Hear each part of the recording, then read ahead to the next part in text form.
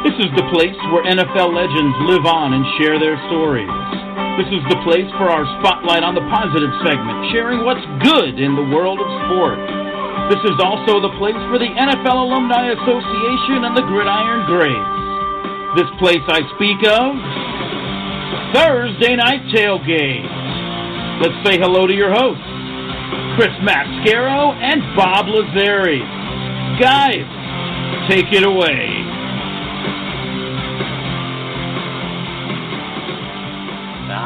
Thank you, Joe. Hello, everybody, and thank you for joining us on Thursday Night Tailgate. We are your home for interviews and conversations with legends from around the NFL and the home of the NFL Alumni Association and the Gridiron Greats.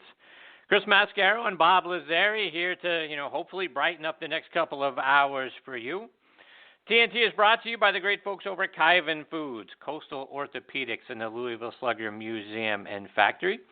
Tonight, we got a mixture of old friends and new friends joining us here on TNT. First up, we'll get a return visit from two-time national champion at Alabama and later Pro Bowl linebacker for the Cardinals and the Dolphins, E.J. Jr. will be back with us. At the bottom of the hour, like we do every week, we'll talk with former Patriots Pro Bowl running back Tony Collins. Following Tony, we'll be joined by former Titans defensive back and now assistant head coach at Prairie View A&M, Bubba McDowell, will be here. Very much looking forward to having a nice conversation with Bubba. You know, Prairie View A&M is very near and dear to our hearts here on Thursday Night Tailgate. Their head coach, Willie Simmons, one of our favorites. So look forward to catching up with Bubba. We'll kick off hour number two with one of the most underrated hitters in baseball history, in my opinion, former Pirates, Rangers, and Expos outfielder Al Oliver will be back with us. Excited to have Al back as a part of the show. And then we'll round it all out by talking with former Army physical fitness master Lamar Lowery. Lamar is going to be joining us from his new home over in Germany, so it'll be about 3:30 in the morning Germany time when Lamar joins us. So hopefully we get him up early, and he's a part of the show. Very much looking forward to getting some fitness expertise from him, and he's a former Army guy as well. So, with us being here on the Armed Forces Radio Network, it's always great to have a former member of our military join us here on the show. So we've got some great guests that we're looking forward to sharing with you. We're going to have a lot of fun tonight, so sit back, relax, let us take your mind off everything else going on in your life for the next couple of hours. But let's start things off by bringing in my co-host, Mr. Bob-lazzari. Bob, how are you tonight, my friend? Doing okay, Chris. How are you doing?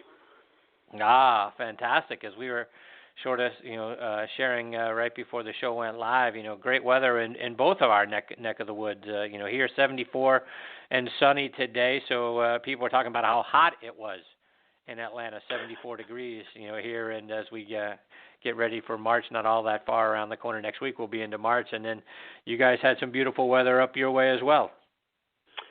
Chris, it was 60 degrees here, 60 in February in New England. People are out celebrating tank tops, and it was almost hilarious. A week ago when I was talking to you, we had 1.5 foot of snow here, digging out, but we've had a quick warm-up here, and a lot of that snow, and that's a lot of snow, trust me, a lot of it's gone, and that's a good thing because we're not out of the woods yet. We probably will get more snow, and at least we have a place to put it now, so...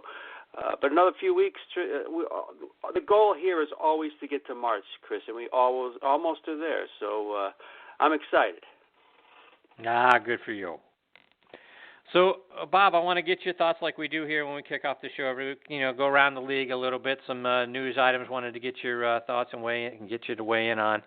First of all, there are rumors that the Vikings and Adrian Peterson might possibly part ways when the new league year starts on March the 9th.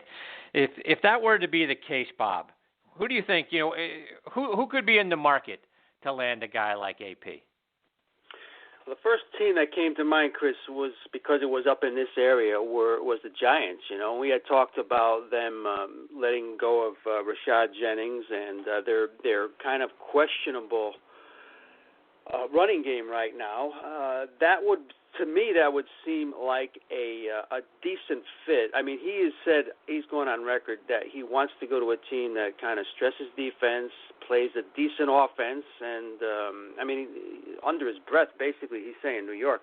But so that's one landing place. The Texans have come up, and today, believe it or not, Chris, up here in New England, there's rumors that they're not going to sign LeGarrette Blount, and Peterson's name came up. And you know how Belichick is, getting these veterans here that might have been aligned, maybe with tough times in the past or whatever, but he gets them to play here. I don't know if it's going to be affordable in the long run. If anything, New England scouts as good as anybody. They're looking at it closely. But right now, it's going to be between probably those four teams, because if I had to guess, Giants, New England, Houston, and probably Tampa Bay, teams that are kind of right there and maybe a player or two away. Yeah, and I want to get back to the thought on New England here in just a second. Let me interject another team that I think might be in the mix, and that might be the Broncos. I could see, Denver has been trying to settle on a running back, and not that, AP would be a long-term, plan in Denver, but I think they've been trying to find a good running back there, and, they may think that, I think they're a quarterback and perhaps a running back away from, another long run into the playoffs, maybe a Super Bowl. So I think they might be a fifth team in the mix. But getting back to your point about the Patriots, how unbelievable could this be, Bob? And we talked about it last week when we were talking about potentially them trading Jimmy Garoppolo right to Cleveland, whether they could get Cleveland to come off the number 1 pick or certainly the number 12 pick in the draft. But let's play all of those cards out, right? Let's just be conservative and say the Browns, decide, we're not going to get the quarterback that we want, in this draft, so we're going to go in and we'll give you the 12th pick in the draft for Jimmy Garoppolo, and then the Vikings do let AP go, and New England signs him. So you're telling me you just won the Super Bowl, you got the 12th pick in the draft, and you just signed Adrian Peterson. Unbelievable that the rest of the league could let all of that actually play out. Yeah, Chris, and it's scary because from everything that I'm hearing, he's feeling pretty healthy. He came back last year at the end there, played a game, took the last couple off, didn't want to risk anything. But 31 years old, this guy already came back from an injury big time, Chris. I mean, at 31 and in decent health, you'd have to think he's a much, much better back than a guy like Blount at this point. And if you add a runner like him with Gronkowski back, I mean, do we give him the Super Bowl trophy already for next year? But right. Yeah, they're giddy up here in New England if that happened. Because when you think about it, Chris, they've done all this over the years with not a stud running back. He would be a stud running back. Can he play a full season under these conditions and stay healthy? I'm not sure. And then New England is doing their homework right now as we speak. And you know how they make deals, Chris. They're sly and they're quick, and they get guys that they know will fit into their system. Mm-hmm. No days off, right? No days off. So you're right. I'm sure they're taking a look at a lot of things with respect to AP right about now. Bob, another guy rumored to be potentially released is Jay Cutler. There is speculation that he might be of interest to someone like the 49ers. Cutler had his only Pro Bowl season right under Kyle Shanahan's father, Mike, when the two were together in Denver back in 2008. So, Bob, if you're John Lynch, is that a guy you want any parts of to be, you're bringing in, you're going to make a splash in San Francisco? Is that the guy that you want to have around and have as your quarterback next year? Wow, we've kind of been critical of him over the years, Chris. I mean, he's had chances to succeed. There are numbers behind him. This is a guy that's thrown for over 30,000 yards, as you know. But he's also led the league in interceptions a few times. Just when you thought he was going to turn it on, things happened and it just never materialized. This guy, it just seemed like he came into the league just a few years ago, but he's going to be 34 years old, Chris, in the spring here. Can you build around him? I don't think he's a franchise quarterback. Even around decent guys, I think he's still prone to making those incredible mistakes on too often a basis. A good season for him, Chris, right now would probably be maybe 24 TDs, 20 interceptions. That would be good for him. And that's I don't know if you can get to the promised land with that kind of stuff. And again, and then his attitude always comes into play. It's not to me. It seems like he hasn't been the best teammate over the years. You know, that might be up for debate for guys that have played with him. From what I hear, though, I mean, he's one of those guys that can ruin chemistry too. So San Francisco, if you want to do that with a new coach and everything, I just don't see that being a good fit right now. Yeah, and I agree, Bob. I'm not sure signing Jay Cutler to be, as you talk about his demeanor, you know, the sulky sort of quarterback that we've seen from him over the years, is the way that, you know, John Lynch and Kyle Shanahan want to start off their 6-year contracts in San Francisco. I don't think that's a good way to endear yourself, right, to the new fans that you're going to have there in San Francisco. You know, you already went through kind of an interesting year last year with Colin Kaepernick and some of the, some of the things that he brought to the table and the kneeling on the sidelines and all of that. So you sort of had to deal with that drama, you know, whether Kaepernick is back or not with San Francisco, right? That's another question that's out there. But I don't know that you want to go from Colin Kaepernick and that drama to Jay Cutler and his drama. You know, you would think you'd want, let me start over, let me start fresh, let me have you talk about a guy to build around. I don't think Jay Cutler's a guy you're going to build around. He's not, you know, he doesn't have a whole lot more, you know, in the tank, you wouldn't think. So you would think you'd want to start off younger, fresher. Let's start to build something here for the long term. I don't think that Jay Cutler is certainly that guy. It'll be interesting to see what they end up deciding to do with him. Bob, one of the other stories immediately following the Super Bowl, right, was you talk about controversy, Tom Brady's jersey, right? Tom Brady's Super Bowl jersey disappeared, stolen, you know, from out of the locker room. It still hasn't turned up, and it's interesting, you know, the Houston police are valuing that thing at $500,000 and consider the theft a first-degree felony.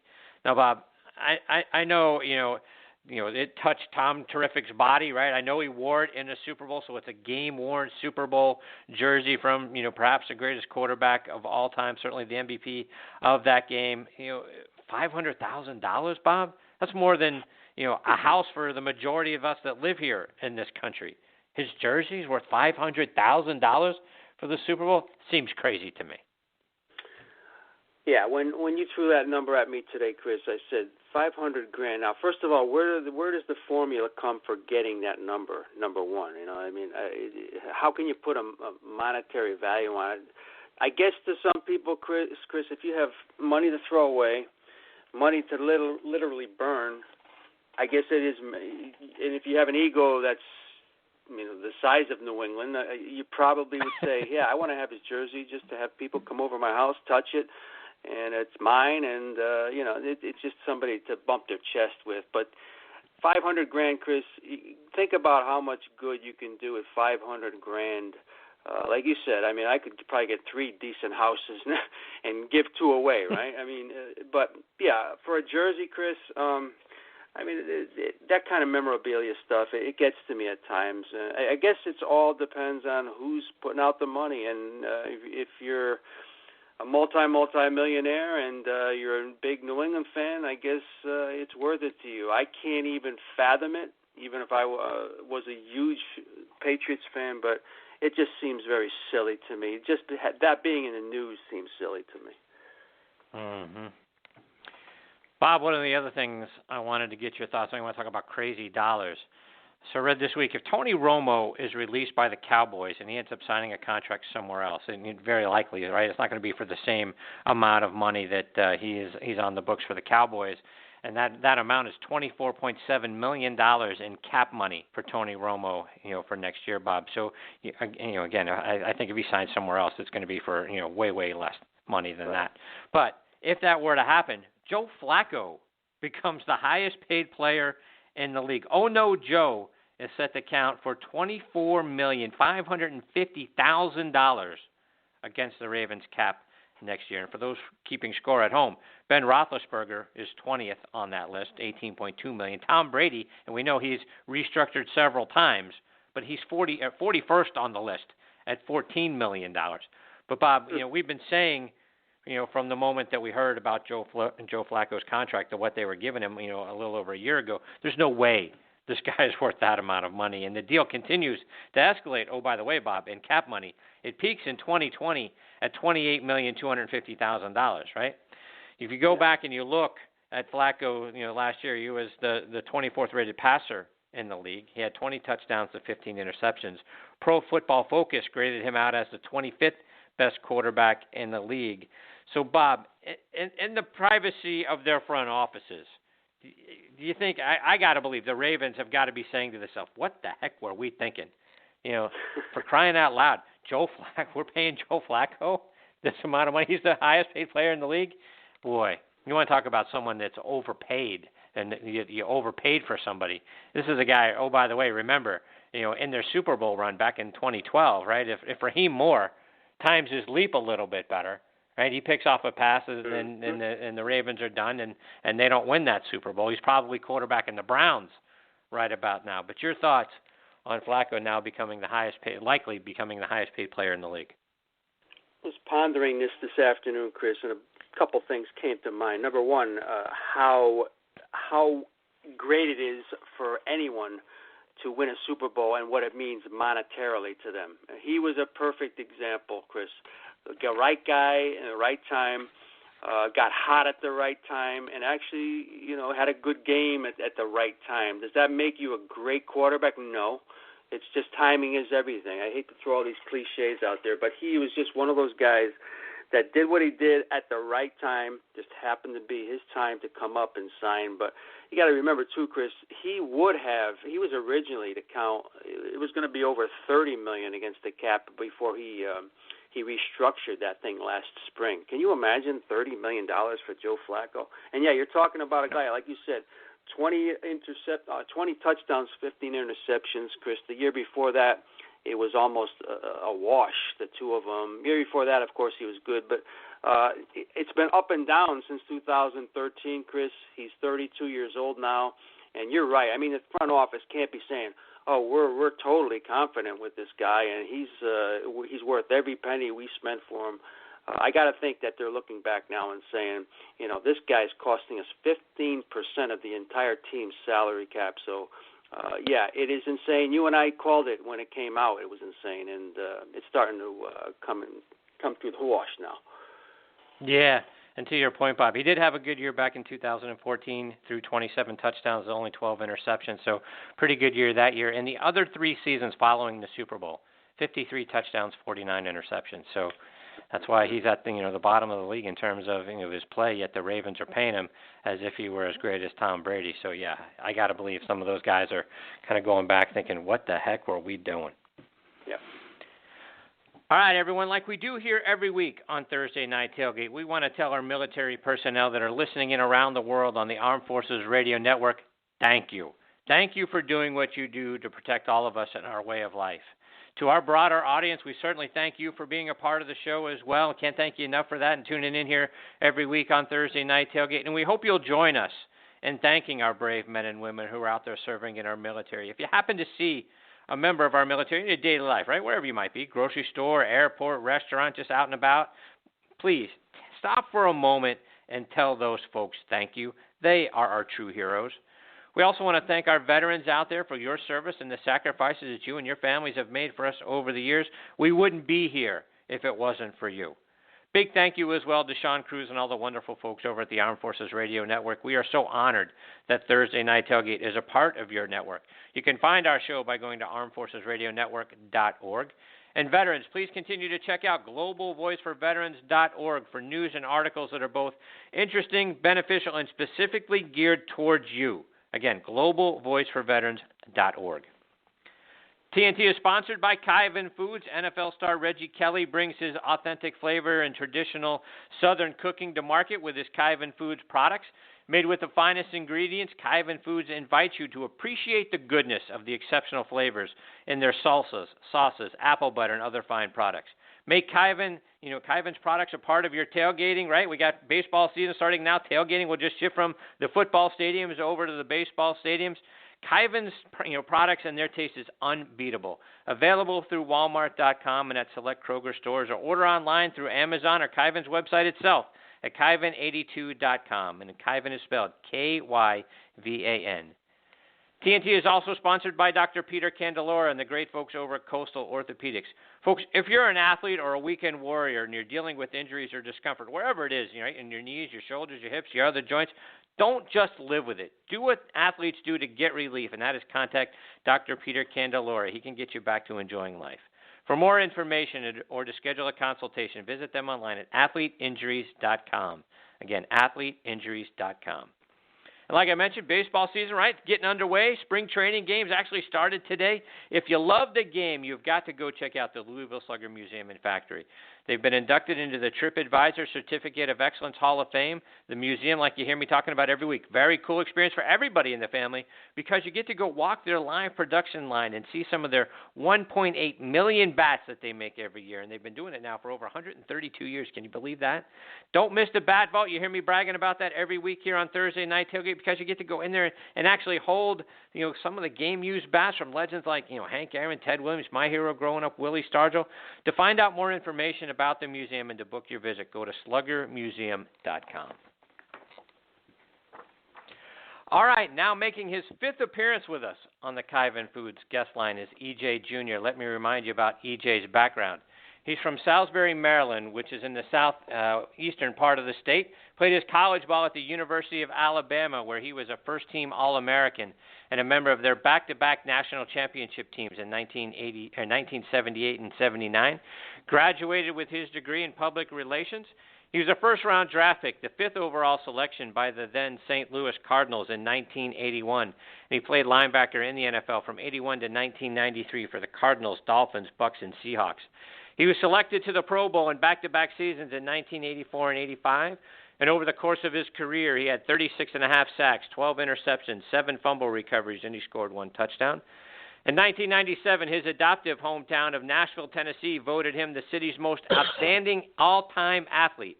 He attended Maplewood High School, where he graduated 5th in his class, served as student body president, became an Eagle Scout, was president of his youth ministry and choir, and he was named All-State, All-County, and All-City in football. He was a member of the state's runner-up football team in 1975, as well as a member of 2 state champion track teams in 75 and 76. And we're very excited he is back with us again here tonight on Thursday Night Tailgate. Hey, E.J., Chris, and Bob here. Thanks for coming back on the show. Welcome back, E.J. Thank you, gentlemen. How are you doing?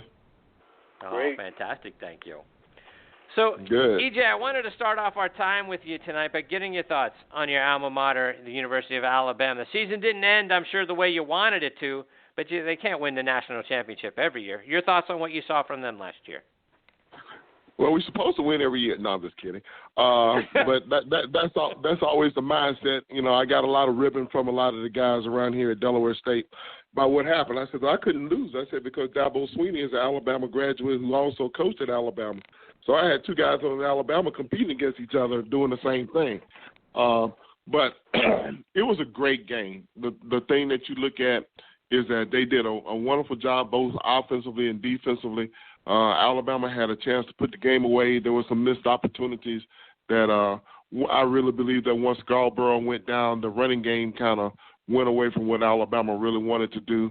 But you have to give Clemson credit. They had a good game plan. Deshaun Watson did an excellent job in controlling what he needed to do, and they made plays at the end of the game because they anticipated what Alabama was going to do when it came to trying to make that final play with the last second of the game, and they executed it. So as you mentioned some of the players, E.J., as you look, Jalen Hurts going to be back entering his second season, right, in that offense. You got Damian Harris and Scarborough both back. They'll lose some parts on defense, which could hurt, but, on top of, what they've got going for themselves, Deshaun Watson is going to be gone. So as you look ahead to this season, any reason to think that they won't be back in the top 4 and in the mix again this year? It could be another deja vu for the rematch that will settle it all. But a lot of things have to happen. Both teams are getting ready to go to their spring practices. You still got to initiate some new players. And as Coach Saban will always say, this team coming up this year is a different team. It's not the same team that came out last year. You got to add the freshmen. You got to add the transfer. You got to look at the guys that you lost. So the chemistry changes. So this is a completely different Alabama team starting all over again. You got a new offensive coordinator or 2. or I'm trying to figure out how many times they've changed coordinators since the end of the season. And there've been some staff changes. So you learn who you are in the spring. You continue to refine it during the summer and the fall practices, and then when you start the season, then everything just goes wherever it may come. One of the things I've always looked at, college football is the only entity that does not have practice or scrimmages as far as competing against another team than any of the other sports. Basketball, they get their kind of play-in games to figure out who they want to be. High school gets jamborees. But college football, once you start that season, that first game, every game counts. So everything has to be learned between spring practice and going into your fall campaign. Bob, questions for EJ? EJ, it's great to speak with you again. I want to take you back to your childhood because we like to find out, sports-wise, how a lot of these guys made their way to the NFL, and was it always about football? So as you were growing up, EJ, did you participate in all the different sports down south? I mean, was it one of these things? Was it always all football, or was it pretty varied for you? Actually, I started out in baseball. I wanted to play football, but my mom says I couldn't play until I was 12 years old because she wanted my muscles and my bones to be developed. And then when I got to be 12, I was too big to play in the Pop Warner leagues that they had. They used to call it Junior Pro in Nashville, Tennessee. So I didn't get a chance to start playing until I went to UM Park, which is a junior high school, in 8th grade. And that was my first taste of playing football. I played football, played basketball, and I've always played baseball. I always thought I was a better baseball player than I was any kind of athlete, and I really never had ambitions of playing professional football. I always believed that academics was first. That was how my parents instilled in us. And if you brought home a bad report card, you weren't going to play any sports. So the goal was to maintain your academics. Football and basketball and baseball was just things to keep you busy, as well as being a Boy Scout, being involved in the church and the community. So those things kept us busy. And then when I got a chance to go to college, and I focused on football, I always thought those guys were too big, they run too fast, and they hit way too hard. And after getting past the initial freshman shock, I figured out that I could play with them. And it wasn't until my senior year in my college career when Sylvester Croom says you might be the number one draft choice. And I said, of what? And I'm thinking, I'm not trying to get drafted in the Army. He says in football, in the NFL. And that was the first time I ever thought about trying to play in the NFL. And, EJ, as far as landing at Alabama, tell us how that came about. Did Bear Bryant, was it one of these things where he came and sat in your living room? Or tell us how he influenced you to get there. Actually, I tell these kids when I recruit them now, actually, Alabama was nowhere on my radar when I first started being recruited. I grew up in the South. I grew up during the racial tensions, with Martin Luther King. I grew up when there was a time that blacks couldn't drink from certain water fountains. You had to go in the back door of movies and restaurants and things like that. And I remember seeing George Wallace standing on the steps at Alabama, and it says, a black man will never walk on this campus. And that kind of turned me against Alabama. But as you get older and you grow up, things change. Now, when I started getting a lot of football calls, Coach Bryant actually called the house, and my mother answered the phone. Now, my mother is a high school principal, and nobody messes with Dr. Samella Walton Spence, including me. And, I might be tall, I might be bigger, but I'm very wise. And Coach Bryant called, and she says, Bear Bryant is on the phone. And I said, I don't want to talk to that man. And my mother looked over her glasses. She spoke through her teeth and says, you're going to talk to this man. So I answered the phone. I said, hello, Coach, how you doing? He says, EJ, I know you've heard some good things about Alabama, and I know you've heard some bad things about the University of Alabama. He says, but there are two things I'm going to promise you if you just give me a chance to talk. I said, what is that, Coach? He says, first of all, if you come to Alabama, you don't get a quality education. I said, okay, Coach. And I said, the second thing, I just knew he was going to say I could be all SEC, all American, whatever. He says, if you come to Alabama, I'm going to work your tail off. I paused. I said, keep talking, Coach. And the more and more he talked, I got a chance to meet Ken Dollahue, who was a personal recruiter for me out of the Nashville area. And I really like Coach Donahue. He was, God rest his soul, one of the greatest defensive coordinators in college football.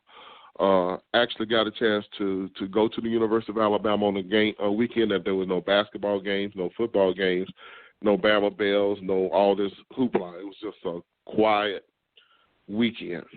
And how I came to my choice was I marked everything in 3 categories: academics, athletics, and social life. And we came up with 30 questions in each of the areas. Some of them the same questions asked differently.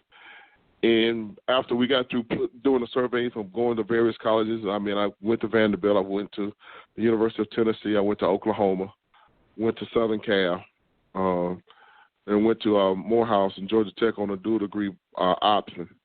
And out of all the schools we went to, Alabama basically ended up on the number 1 list 4 out of the 5 members of the family. Only my sister voted for Georgia Tech and Morehouse on the dual degree, which wouldn't have been bad. But I just think that my course had been set. And I fell in love with Alabama because there was just a spiritual aspect to it to me that's where I was purposed to go, and I'm so glad that I did. And I always tell people that the 3 most important decisions that you will ever make when you're a young man, decide when you're going to do as a college athlete. Give your life to Christ, and I'm sorry if I offend anybody. 2, where you go to college, and who you marry. And I always tell people I'm glad I got 2 out of the 3 right the first time, giving my life to Christ and going to the University of Alabama. Now, the marriage thing is 3 times. I don't know if I got that right yet. My wife will shoot me if I say that out too loud, but those are the things that make you who you are. E.J., I want to take you back to some of your playing days and some of the great memories and the great games that you played in.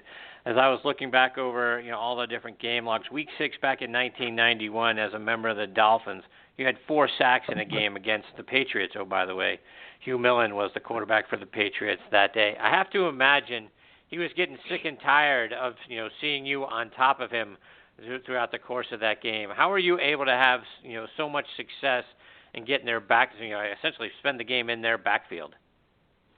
There are some teams I just had great success against when it came to getting to the quarterback. The Philadelphia Eagles were 1, the New York Giants were 2, and I would say the New England Patriots were 3.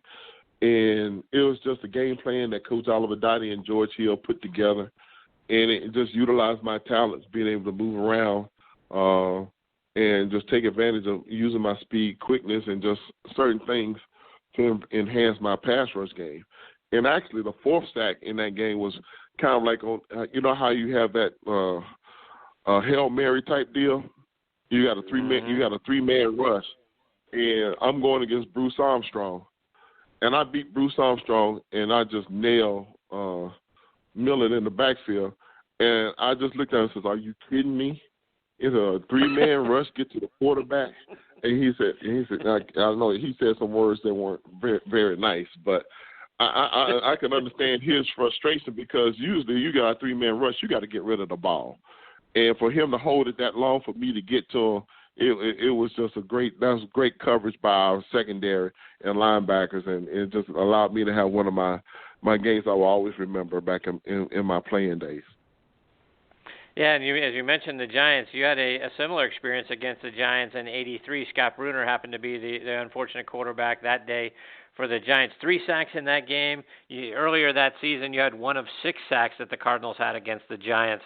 Earlier on in that season. But same thing. What was it a scheme that the Giants had, or the blocking scheme that you were just able to overcome? Talk about the whatever it was that allowed you to beat them as well. Well, I would say in all the games that I had pretty good sacks, there was always incentive on the other side. 2 of my best friends and 2 of the greatest players that ever played the game. When we would play the Giants, of course, on the other side of the ball was Lawrence Taylor. And Lawrence was a good friend of mine. He was a number 2 pick in the 1981 draft. And when we would play New England, there's Andre Tippett. So anytime we would get a chance to give our team scout look plays, I would imitate those 2 guys because I knew what they would do, what kind of pass rush technique that. Now, I wasn't Lawrence, and I definitely wasn't Tip, but both of them were very good pass rushers, and I watched a lot of the things that they did. and I tried to influence my own type of style with the way that they rushed the passer, and it helped a whole lot. So there was a little bit of competition going on. Not to knock Byron Hunt and Carl, I can't think of Carl's last name. I can see his face. But those guys, Carl Banks. Every time I win against a team, like if we play against Tampa, it had Hugh Green, and I talked to Hugh earlier today because he always gets mad when I don't call after about 2 months. But there are certain teams and certain guys that you are good friends with, but when you look at the other side of the ball, it says, oh, I got to beat him today. I got to do better than him today. Whatever he does, oh, I got to go out there and get another tackle. I got to get another sack. I got to get an interception. I got to do something. And those games were always fun to play in. And it's interesting that you mentioned Hugh Green because that's the next guy I wanted to ask you about. I'm from Pittsburgh. I grew up a big Pitt fan. He's, one of my favorite college, players of all time. You had an opportunity to play alongside each other for a couple of years there with the Dolphins. So what was it like when the two of you actually got to play together? Oh, it was a lot of fun with Huge. I mean, every time he calls me Esther and I call him Huge. But, getting a chance to play with a guy who had all that kind of name recognition and the kind of play he was, you always wonder how great he really could have been had he not had that bad knee injury back in, right. I think it was 83 when he really had that bad knee injury.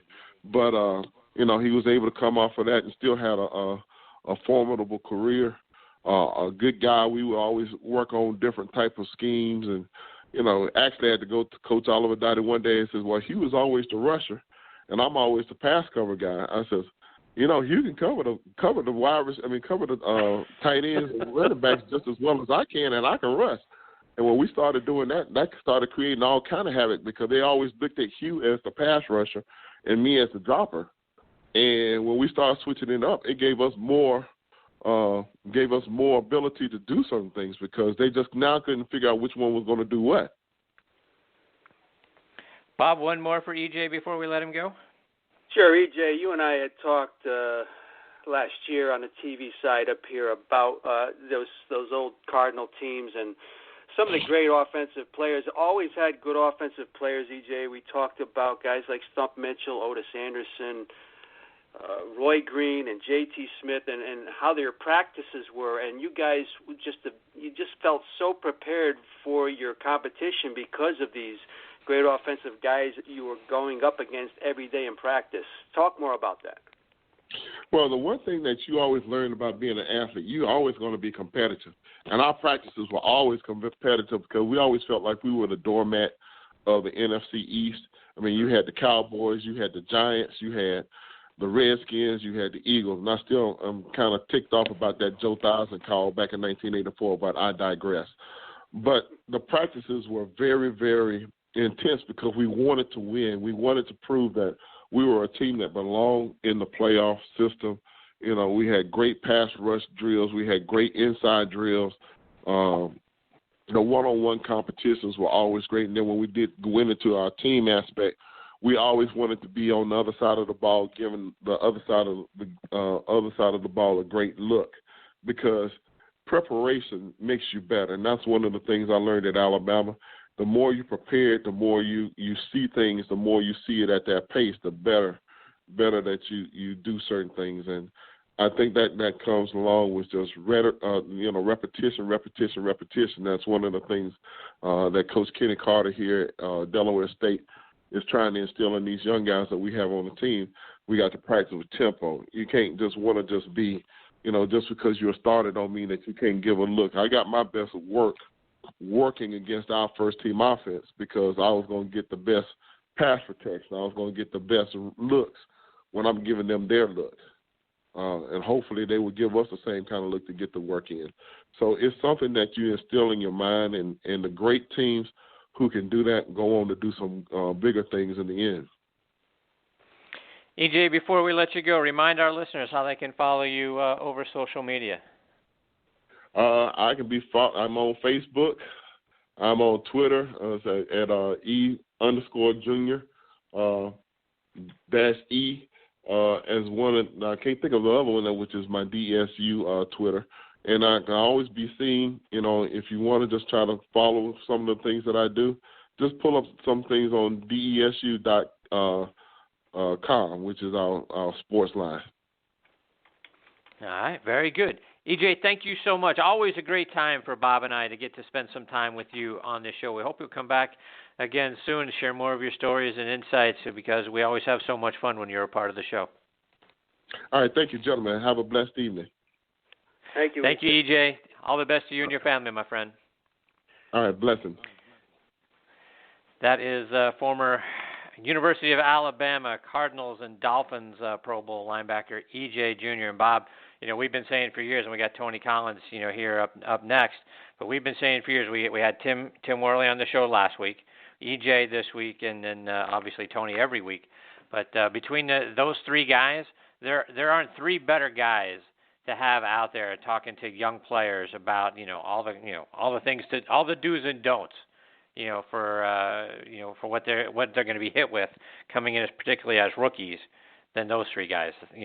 No three better guys to be out there talking to you and having as role models nowadays than those three. Well, think about his pedigree, Chris. Mother, high school principal. He played under Bear Bryant.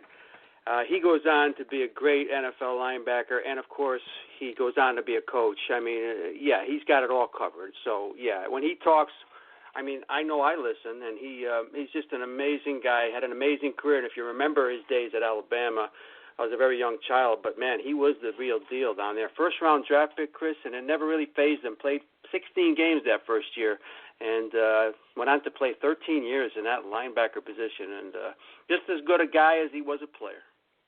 Absolutely right. All right, we've got our next guest, Tony Collins, hanging on the line. We'll get to Tony on the other side of this station identification. This is Christine Lisi, and you're listening to Thursday Night Tailgate, where NFL stars go to tell their stories with Chris Mascaro and Bob Lazzari on the Armed Forces Radio Network. And now back with us on the Kyvan Foods guest line is former Patriots Pro Bowl running back Tony Collins in his weekly time slot. Hey, Tony, how are you this week, my friend? Hi, Tony. Doing fantastic. How you doing, Chris and Bob? Thanks. Really good. Thank you, Tony. So, Tony, as you may have just heard, last week one of our guests was former Steelers and Bears running back Tim Worley. We just got done talking with E.J. Jr. And like we were saying, if the ideal guest panel to be out there doing the rookie symposiums and talking to the young players, getting ready to come into the league, and even guys all the way down to the young kids that you talk with at at middle schools and so forth. You three guys, we think, should be the guys talking to those guys, sharing what you guys learned, where the bad streets were. Don't go down this road, go down that road. But I think that would be an ideal kind of role for you guys. What do you think? I think that'd be a great role, and it's kind of funny. E.J. and I, we came in the same year, '81. I think me, him, and Lawrence Taylor. I even remember going to a combine. They didn't have them like they have them now. I went to a combine, and my roommate was Howie Long at the combine.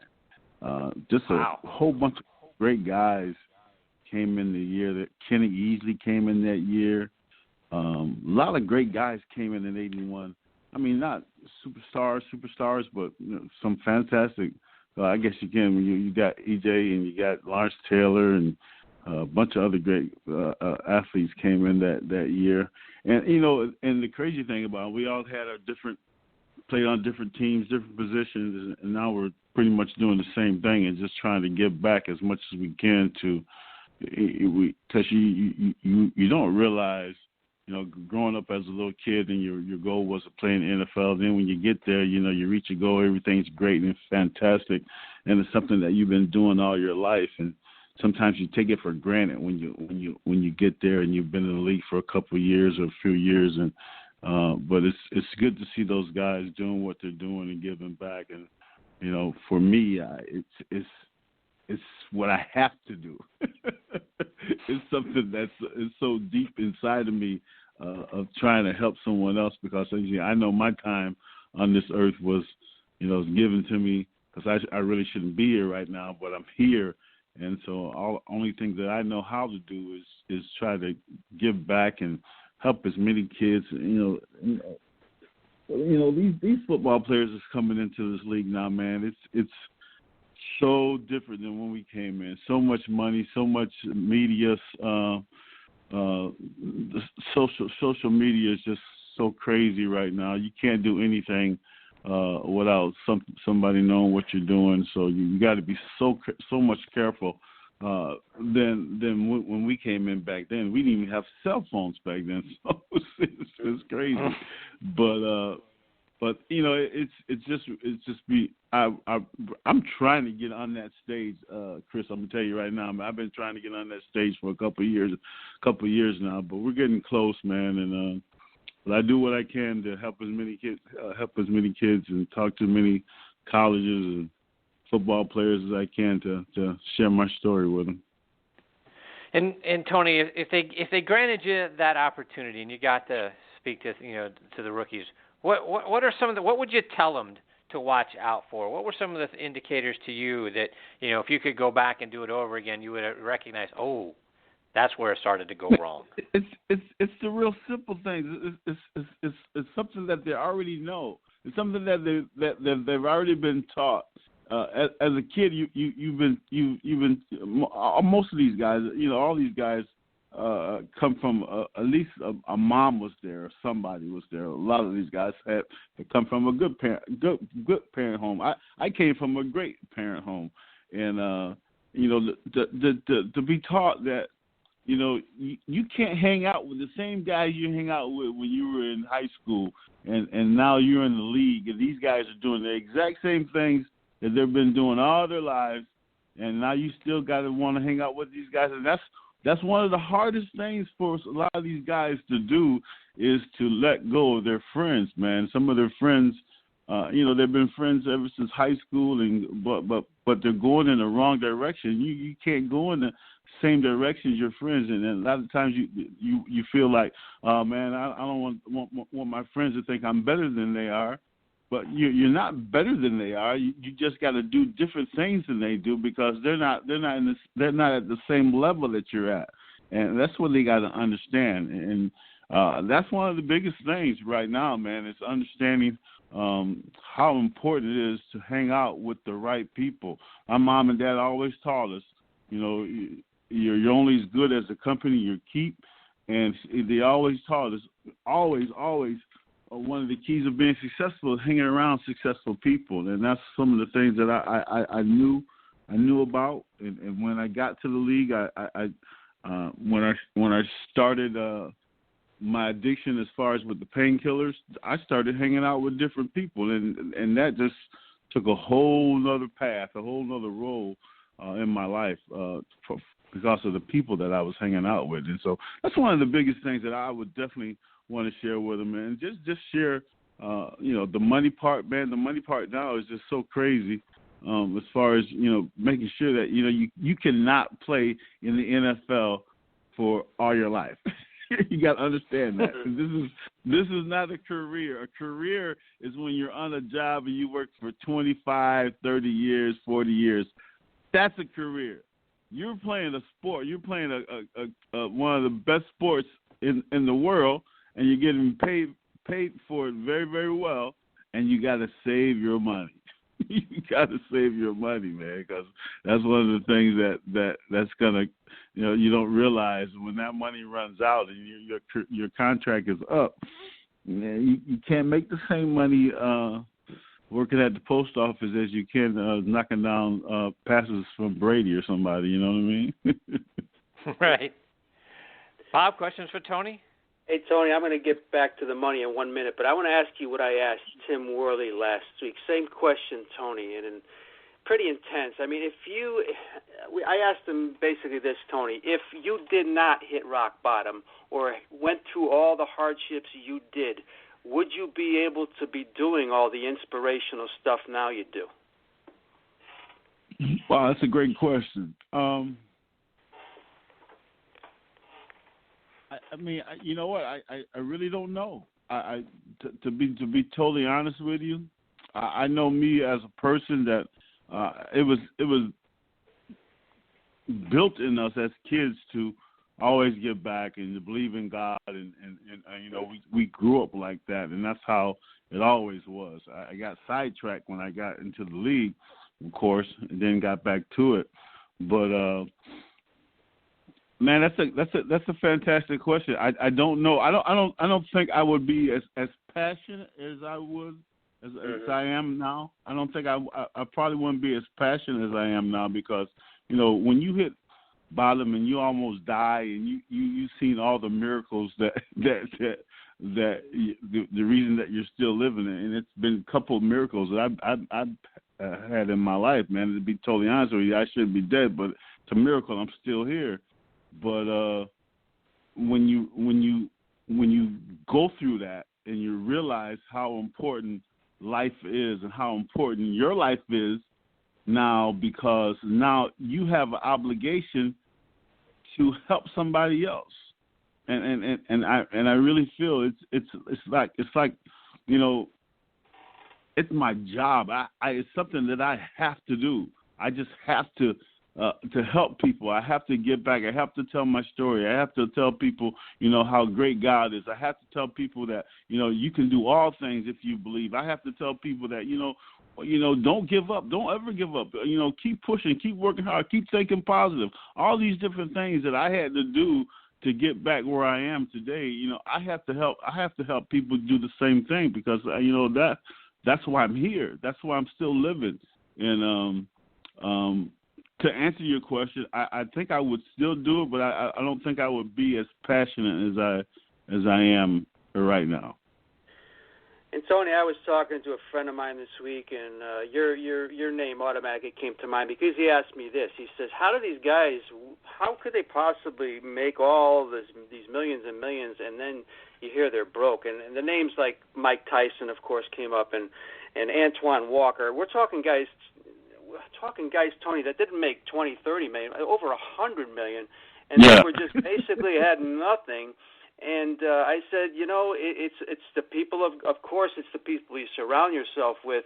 But do these guys? The first thing I would think that they probably should do, Tony, when they enter any league, is to get somebody that's trusting of their money and make sure you don't make any bad investments. It just blows my mind, and you almost feel sorry because it's so much money that probably could have gone to do so much good. But it's an awful story. But just comment, Tony, how you can blow $100 million. It's easy than you think. A lot of these guys, and I mean, I didn't make a whole lot of money, but I blew a lot of money. It wasn't even close to being, the type of money you're talking about, $100 million. Well, I wish I made that much, but wow. Yeah. But anyway, the guys are buying two or three cars. They're buying 2 or 3 houses, and it's just ridiculous, man. How they're doing things because, like I say, they when you play football all your life, and I was the same way. I thought when I got to the league, man, I'm gonna play this game forever. And I didn't realize, and really back then we didn't have any rookie symposium. We didn't have anybody telling us, you need to start thinking about your future when you're a rookie, and not your future in the NFL, your future after football. And that's some of the things that these guys have to understand that they have to do. Even when you become a rookie in the league, you got to start thinking about what you're going to do when you get through playing football. And of course, you want to play as long as you can. But you can't put that out there like that because you just never know what's going to happen because of injury, of members, of whatever it could be. You might not play as long as you think you could play, and anything could happen. But the guys is just they don't have any type. A lot of these guys are, most of these guys I would say that lose a lot of this money. They never had anything before. And they have a lot of people pulling on them, and they're trying to please everybody. And you can't please everybody. You're going to get cousins and uncles and aunties and everybody else once you get that sign that contract that you haven't seen in years, calling up on your phone number. And you gotta learn how to say no. And if you don't learn how to say no, get somebody to say no for you. And that's one of the things that a lot of the guys are doing now. They have people handle their money, and when they come to them and say, "Man, I can't do nothing. You got to talk to this person right here," and that person says no to them instead of them saying no to their family members. And that's one of the things that it's hard for a lot of the guys to do, is say no to their family members, and their family members are milking them dry. But that's one of the cases that I knew about from one of the guys that I played with. It was just crazy. But anyway, it's tough, man. It's you get all that money, you got to make sure that you're gonna put it away and you're gonna save a whole bunch of it. Mm-hmm. Tony, before we let you go, remind our listeners about the great things you're doing trying to help kids get to college. We are doing tournaments, golf tournaments, New York, Boston, North Carolina. This year, go to TonyCollinsSpeaks.com or go to TonyCollinsFoundation.com. You can go and check on all the things that we're doing there as far as giving out scholarships to high school students that's going off to college. There you go.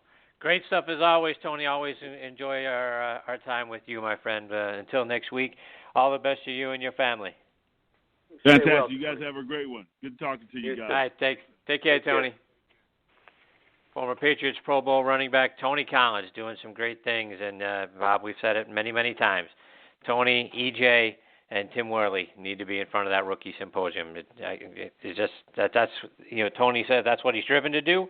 And that's what he would be really great at. He's great at doing what he's doing now as a motivational speaker and sharing his story. But he needs to be in front of the players, letting them know, do this, don't do that. Yeah, and they have to look back, and this is a guy that's walked the walk, Chris, and he's been there. And, again, when he speaks, I mean, it just gives me chills because this is a guy that his whole thing is don't make the mistakes I did. I'm going to help more people in my life than I hurt, and I think he's already proved that he's done that well. Yes, he has. Yes, he has. All right, now joining us on the Kaiven Foods guest line is our next guest, Bubba McDowell. Let me give you some background on Bubba. He's from the small town of Fort Gaines, Georgia, which is in the southwest part of the state. Population 1,107, according to the last census. Played his college ball at the University of Miami, where he was a part of their 1987 national championship team. Was a third-round draft pick in 1989 by the Houston Oilers, and he played in the league from 89 to 1995 for the Oilers and the Panthers. Over the course of his NFL career, he had 486 tackles, 17 interceptions, forced 10 fumbles, had 1 safety, and he scored 1 touchdown. He's currently an assistant head coach at a school that's very near and dear to our hearts, Prairie View A&M. We have a wonderful relationship with their head coach, Willie Simmons. It means a great deal to us here on the show. And we're honored to have Bubba McDowell with us, joining us tonight here on Thursday Night Tailgate. Hey, Bubba, Chris and Bob here. Thanks for coming on the show. Hey, guys. How are you doing? Great, Bubba. Really well. How are you tonight, Bubba? I'm well. Just living practice, a little running session. Good for you. So, Bubba, we'll get into your playing career here in just a minute, but I wanted to start out our time with you tonight talking about your role there at Prairie View A&M. Like I say, Willie Simmons is one of our favorite guests. We think very highly of Willie. We've been blessed to have him on the show several times.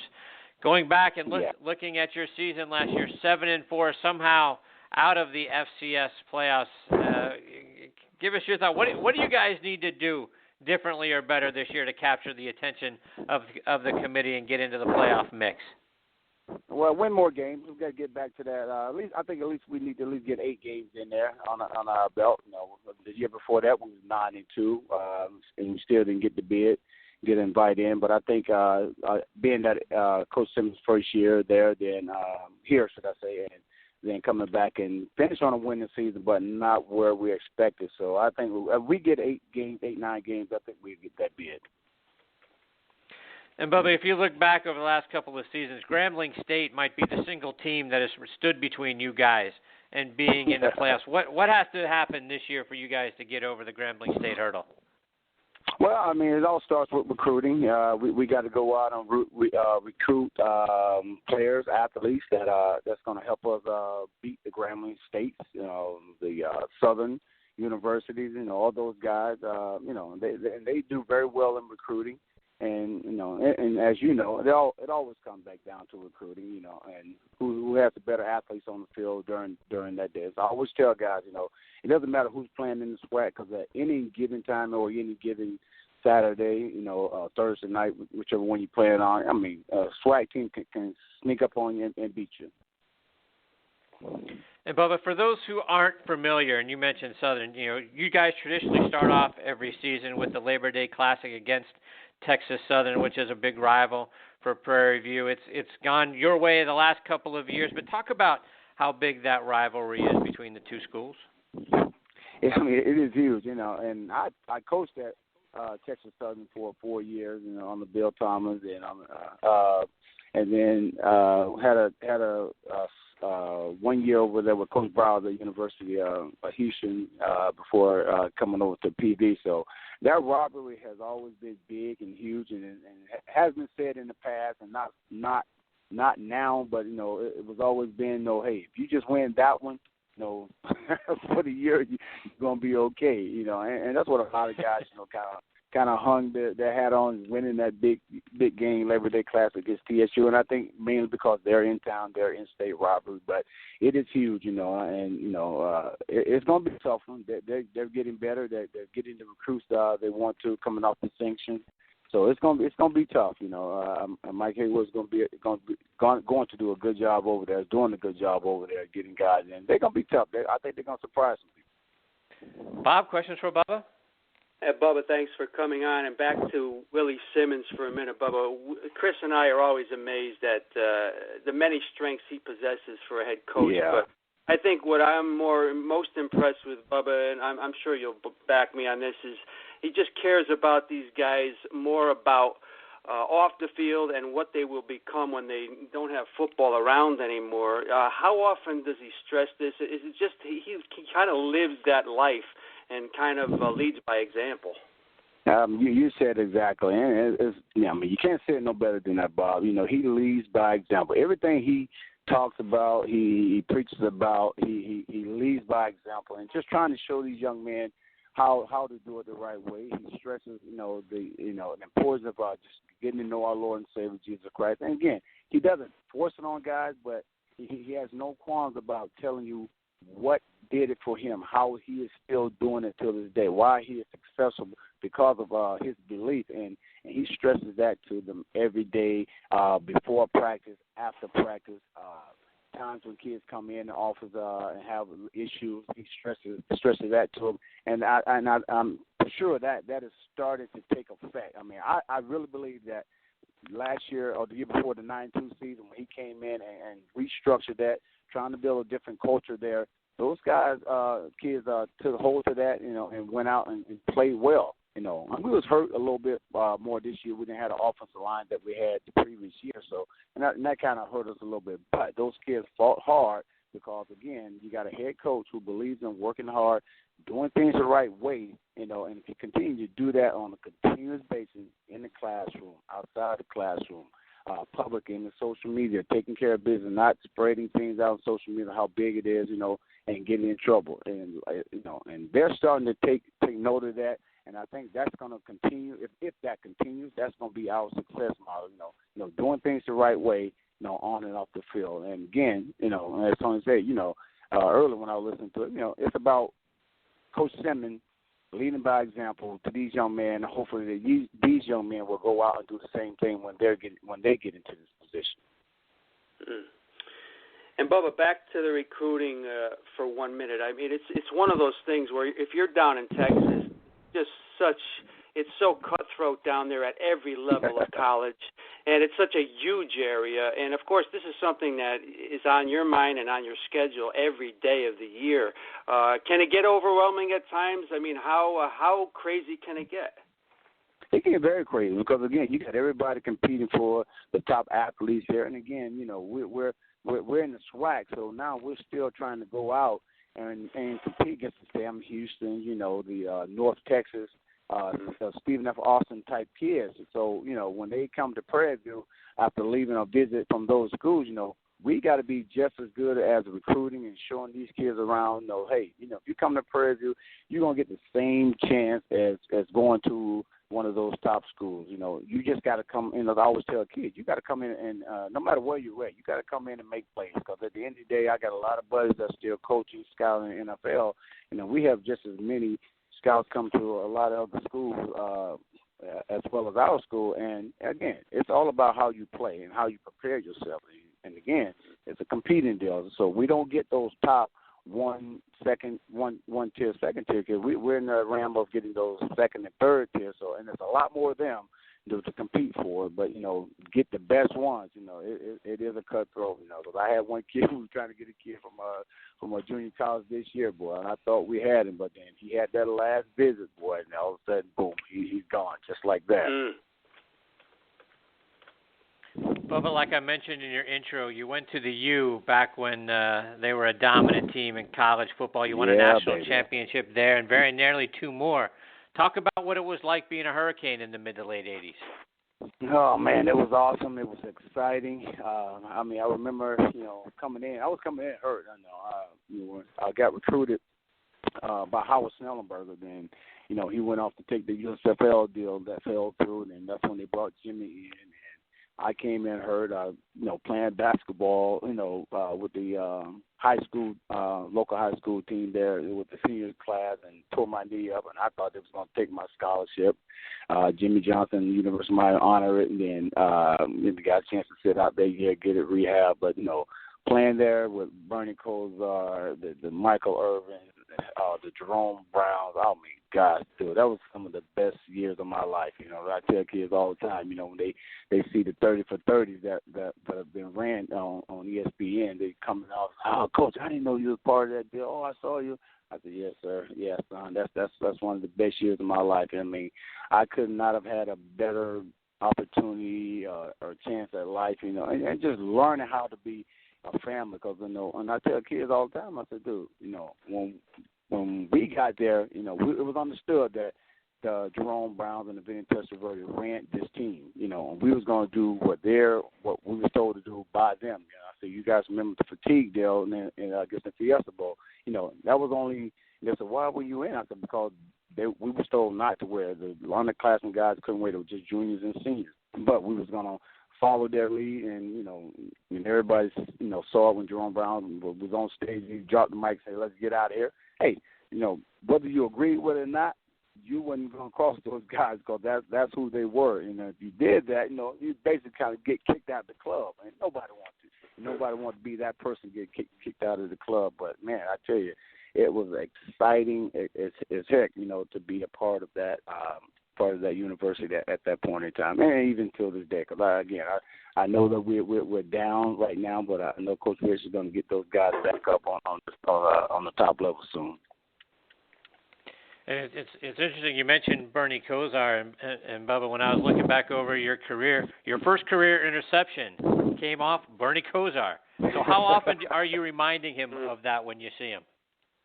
Oh, man, I mean, when I see him, yeah, we talk about it all the time because, I mean, he truly laid him out there to get knocked out because at that particular time when that happened, you know, I was, you know, just out there playing, you know, just waiting for, you know, that moment, you know, to get one. And sure enough, when it happens, you know, it kind of took me to a different level after that. So, yeah, when I get a chance to see these guys, you know, we always reminisce about the past, whether it be at Miami or whether we played against each other in the pros, and then we always kind of, you know, get on each other about, you know, what we did against one another, and that's where we just continue to have fun and chuckle at each other, man. That's the type of family we was at the time. We are still today, you know, and don't get mad about it because, you know, it was all in fun, and we knew that we had those type of athletes which competed every day out there on the University of Miami field, and those that was blessed enough to go to the next level, you know, competed as well. Because when we saw each other, we was friends,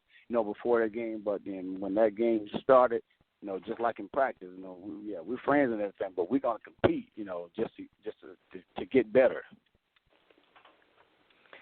And Bubba, one more before we let you go, and you were unfortunately there with the Oilers in '92 for the loss of the Bills in the divisional round of the playoffs after being up 35-3. And, in fact, it was your pick six in the third quarter that made it 35-3. So when you're watching the Super Bowl this year, and the lead was slipping away from the Falcons. Were you thinking to yourself, I can name that tune in 3 notes? I was, man. I was like, don't let this happen. Because, I was going for it, man. I always go for the underdog. And I was like, oh, my God, this is not about to happen. Me and my son were sitting up there watching and saying, oh, Dad, it's going to happen. They're going to lose. They ain't going to do it. They ain't going to lose. Oh, man. And again, you can just see it slipping away slowly but sure. I was like, oh, my God. After Julio caught that ball, that great catch, and then all of a sudden they just started going backwards. I said, oh, no, please don't let this happen. And it just brought back so many memories, And again, they're running so much on ESPN, and the kids always coming out, talking about it as well. How did you guys let that happen? Want to get there, get my feedback. What did you feel like after the game? What was the ride back on the plane? Things like that. So you got to share it with them, because again, you never know when you're gonna be in that position. When talking about here at Prairie, so we always try to let them know you got to continue to play 4 quarters, man. But it was one of them days where everything went right, and like I told him, I said, even to this day, I honestly cannot even explain it. Everything went right that first half, then the second half, oh my God, it was just like one bad play, then it was just a trickle down effect. We couldn't do anything right. Bubba, before we let you go, let our listeners know, how can they stay up to date with the things you're doing there at Prairie View, whether it's online or over social media? Yeah, just on social media. I'm not big on social media, but, we always have things going on the website, Prairie View website. You can always go in there and see what's going on. We got a good sports department that keeps everything up to date. Again, we're just trying to get back to winning championships here, like the Grams and the Southern used to do back in the day, And like you said earlier, we just got to get past that big hump, which is Grambling, our biggest rival right now of this year. And that seems like the only one that we have to go to get to the championship. And again, we got some great recruits this year, and I think that's really, really going to help us out this year to get back to SWAC championship football. There you go. Bubba, we have so many other questions that we'd love to get to with you. Unfortunately, just didn't have enough time tonight. We hope you'll come back and join us again sometime. It was great having you as part of the show. Hey, Chris, Bobby, anytime you guys want me back, you have my number. Please invite me back. Great. Thank you so much, Bubba. Thank you. All the best to you. Say hello to Willie for us, and we look forward to hopefully catching up with you again real soon. Good luck. All right, well, be blessed, guys. Bye-bye. Take care. All right, take care. That was former Houston Oilers defensive back and now assistant head coach at Prairie View A&M, Bubba McDowell. And Bob, you go back and you look over his career. Some great games that he was a part of, both at the University of Miami, and then of course with some great Houston Oilers teams as well. So it'll be hopefully great to get him back on the show real soon. So many other things I'm sure you had for him, and so did I. Oh, sure, and we'll definitely, and you can see how cooperative he is, and what kind of man he is, Chris, and obviously Willie has surrounded himself with some incredible coaches, and if anyone out there has any doubts as to whether that program is going to excel under these guys, put them aside, because they're top quality people. Yeah, absolutely right. All right, we've got our next guest, Al Oliver, hanging on the line. We'll get to Al on the other side of this station identification. This is Reggie Kelly, former Cincinnati Bengals and Atlanta Falcons tight end. And you're listening to TNT, Thursday Night Tailgate. Brace yourself for the explosion. And now back with us on the Kyvan Foods guest line is one of the great hitters of all time, and that's Mr. Al Oliver. Let me give you some background on Al. He is from Portsmouth, Ohio, which is in the southern part of Ohio, across the Ohio River from Kentucky. He was signed by the Pittsburgh Pirates as an amateur free agent in 1964, and he played in the major leagues from 1968 to 1985 for the Pirates, Rangers, Expos, Giants, Phillies, Dodgers, and Blue Jays. He has a lifetime batting average of .303. He had 2,743 hits, 219 home runs, and drove in 1,326 runs. He was a 7-time All-Star, won 3 Silver Slugger Awards. He also won the National League batting title in 1982 while leading the league in hits, RBIs, extra base hits, doubles, and runs created. Outside of his first season and his last, he averaged playing in 142 games per year, including every game in 1980 and 160 games in 1982. As a Pirates fan, he'll forever live in my heart for his 10 years in Pittsburgh, helping the Pirates win 5 division titles in the 1971 World Series. And it's an honor for us to have him back with us here tonight on Thursday Night Tailgate. Hey, Al, Chris, and Bob here. Thanks for coming back on the show. Welcome, Al. Hey, how you guys doing? No, really thanks. good. How are you, Al? Well, so far so good. You know, I have no complaints. I've been doing a lot of traveling, and that's what I like to do. Just go around speaking around the country and around the world. You know, if I'm called upon. But you know, the way things are going today, you know, I think right now I'd rather stay in the United States and speak. But I'm with you. I hear you, but I've been very fortunate. You know, my goal is always to have at least 2 or 3 speaking engagements per month. And over the last year and a half, I've been able to do that. And, you know, it's just good to be in a situation where you can go out and bring various messages, whether it's to corporations and businesses, colleges and universities, high schools, grade schools, and sometimes even individuals. And it's something that I've done for a long time now. And I was telling someone today, they asked me how long have I been doing it. Have I been doing it since I left baseball? But I was telling this young lady that actually I was doing it when I was playing. It's what Willie Stargell always told me. And because of the confidence and the positive attitude that I had that rubbed off on various players and people that I came across. So, Al, I want to take you back to your time in Pittsburgh. You know, I'm from Pittsburgh. My parents were born and raised in Pittsburgh. They grew up going to games there at Forbes Field, and you know, I spent many summer days and summer nights at Three River Stadium back in the 70s.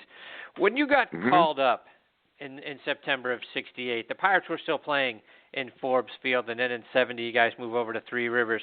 Talk about, you know, both stadiums. What was it like, you know, for you guys? You know, Forbes Field was kind of a quirky, dimensional stadium. You know, had natural grass and that sort of thing, and then you move over to the sort of symmetrical dimensions and cookie cutter, you know, as they called them, stadiums back then, and the artificial turf at Three River Stadium.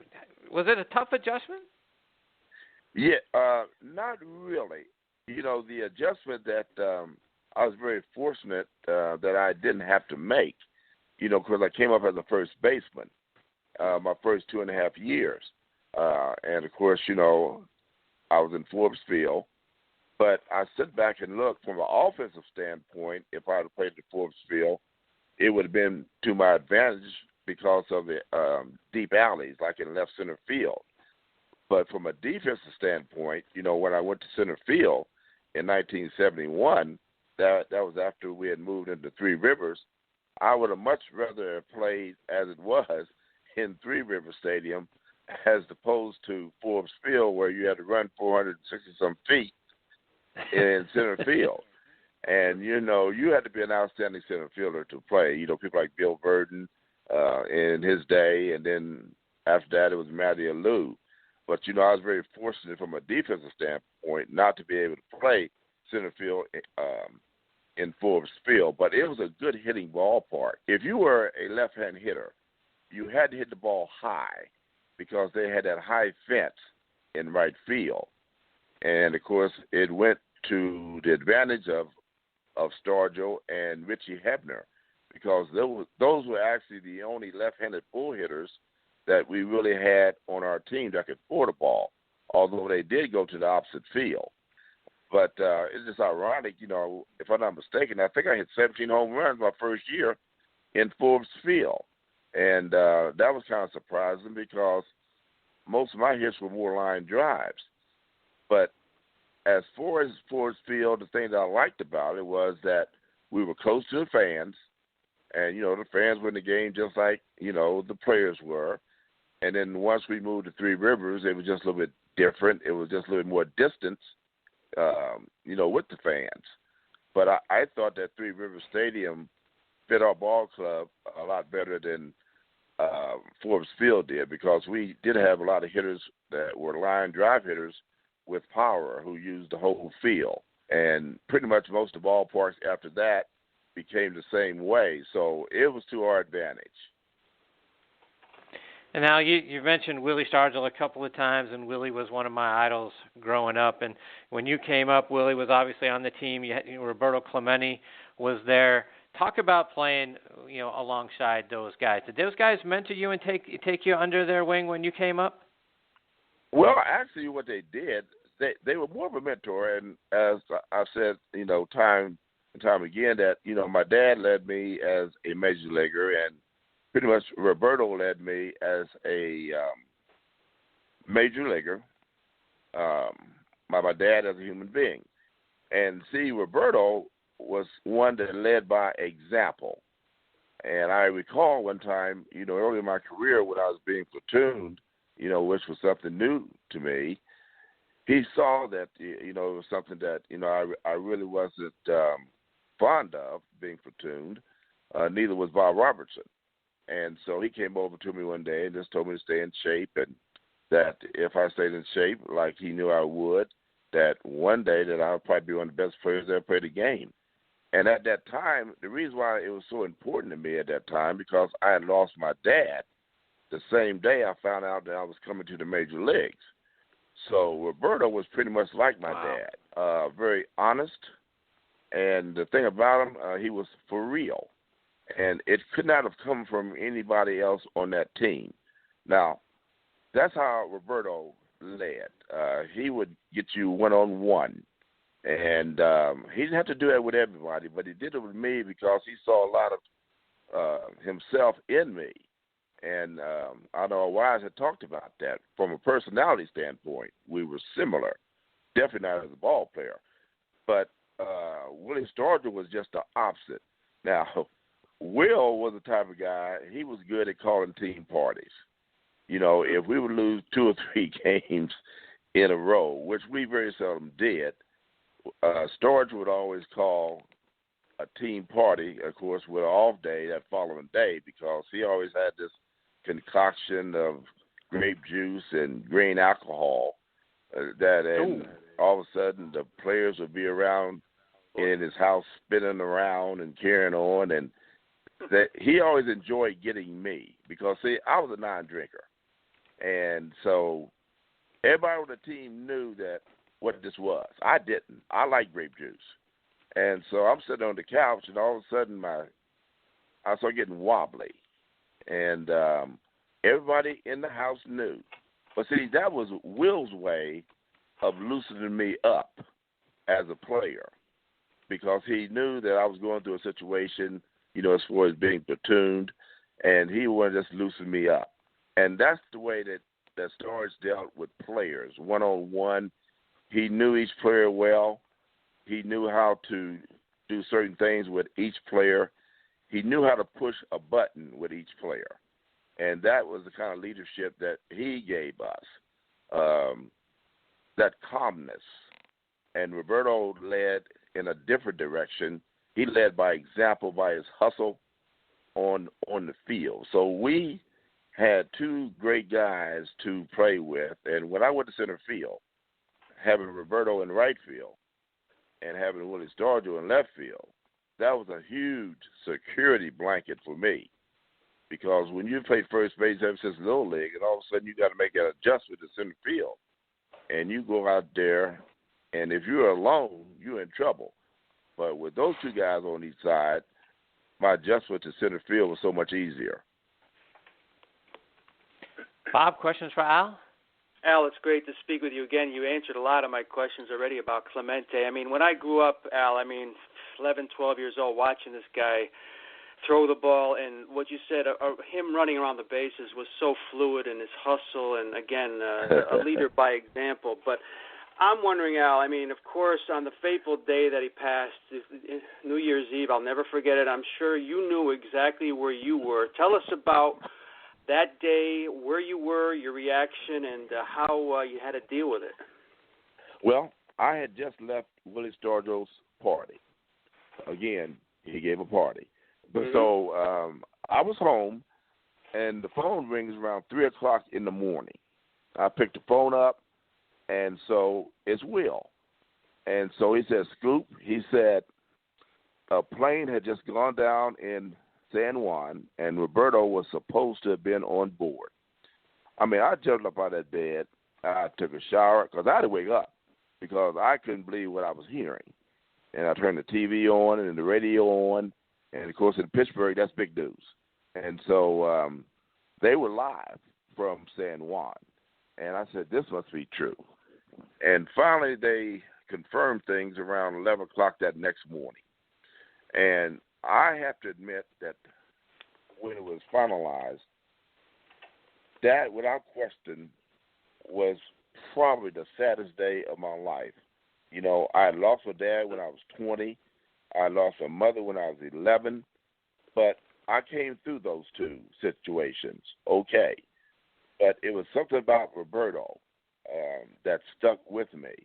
And I think the thing that bothered me more than anything else was the fact that when he first came up, he really wasn't getting the proper press that he deserved. And then all of a sudden, now he has passed away being a humanitarian, and the same people who knocked him early in his career now are calling him a great humanitarian.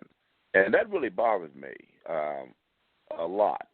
And to lose him is very seldom sometimes in life, not only in sports, but in life, people who are really for real. You know, you meet people who say this, that they're going to do this and do that. Well, Roberto wasn't like that. If he said he's going to do something, he did it. And that's what happened, you know, when the plane went down in the ocean in Puerto Rico. They were telling him that he shouldn't go because the plane was actually too heavy. But he had made his mind up that he was going because the goods over in Managua were not being divvied out to the proper people. So he wanted to go over to find out and make sure that the proper people were getting the proper goods. And that's the way that he was. He's a stand-up guy. He always had this thing about rich people. He said nobody in the world should be starving. There are too many rich people in the world for people to starve. He was always for the underdog. And this is the thing that a lot of people didn't know about him, that side of him. You know, you couldn't miss his athletic ability on the field, but as a person, it never was brought out to the point like it was with Stargell, as far as being a great person. And Roberto was a great person. He was for real. And I'm just glad that I had a chance to play 4 years with him because he made me a lot better player. And he made me, he put some zip, you know, some pep in my step because he understood me and he pulled for me. And that's what he meant to me. Fascinating, man.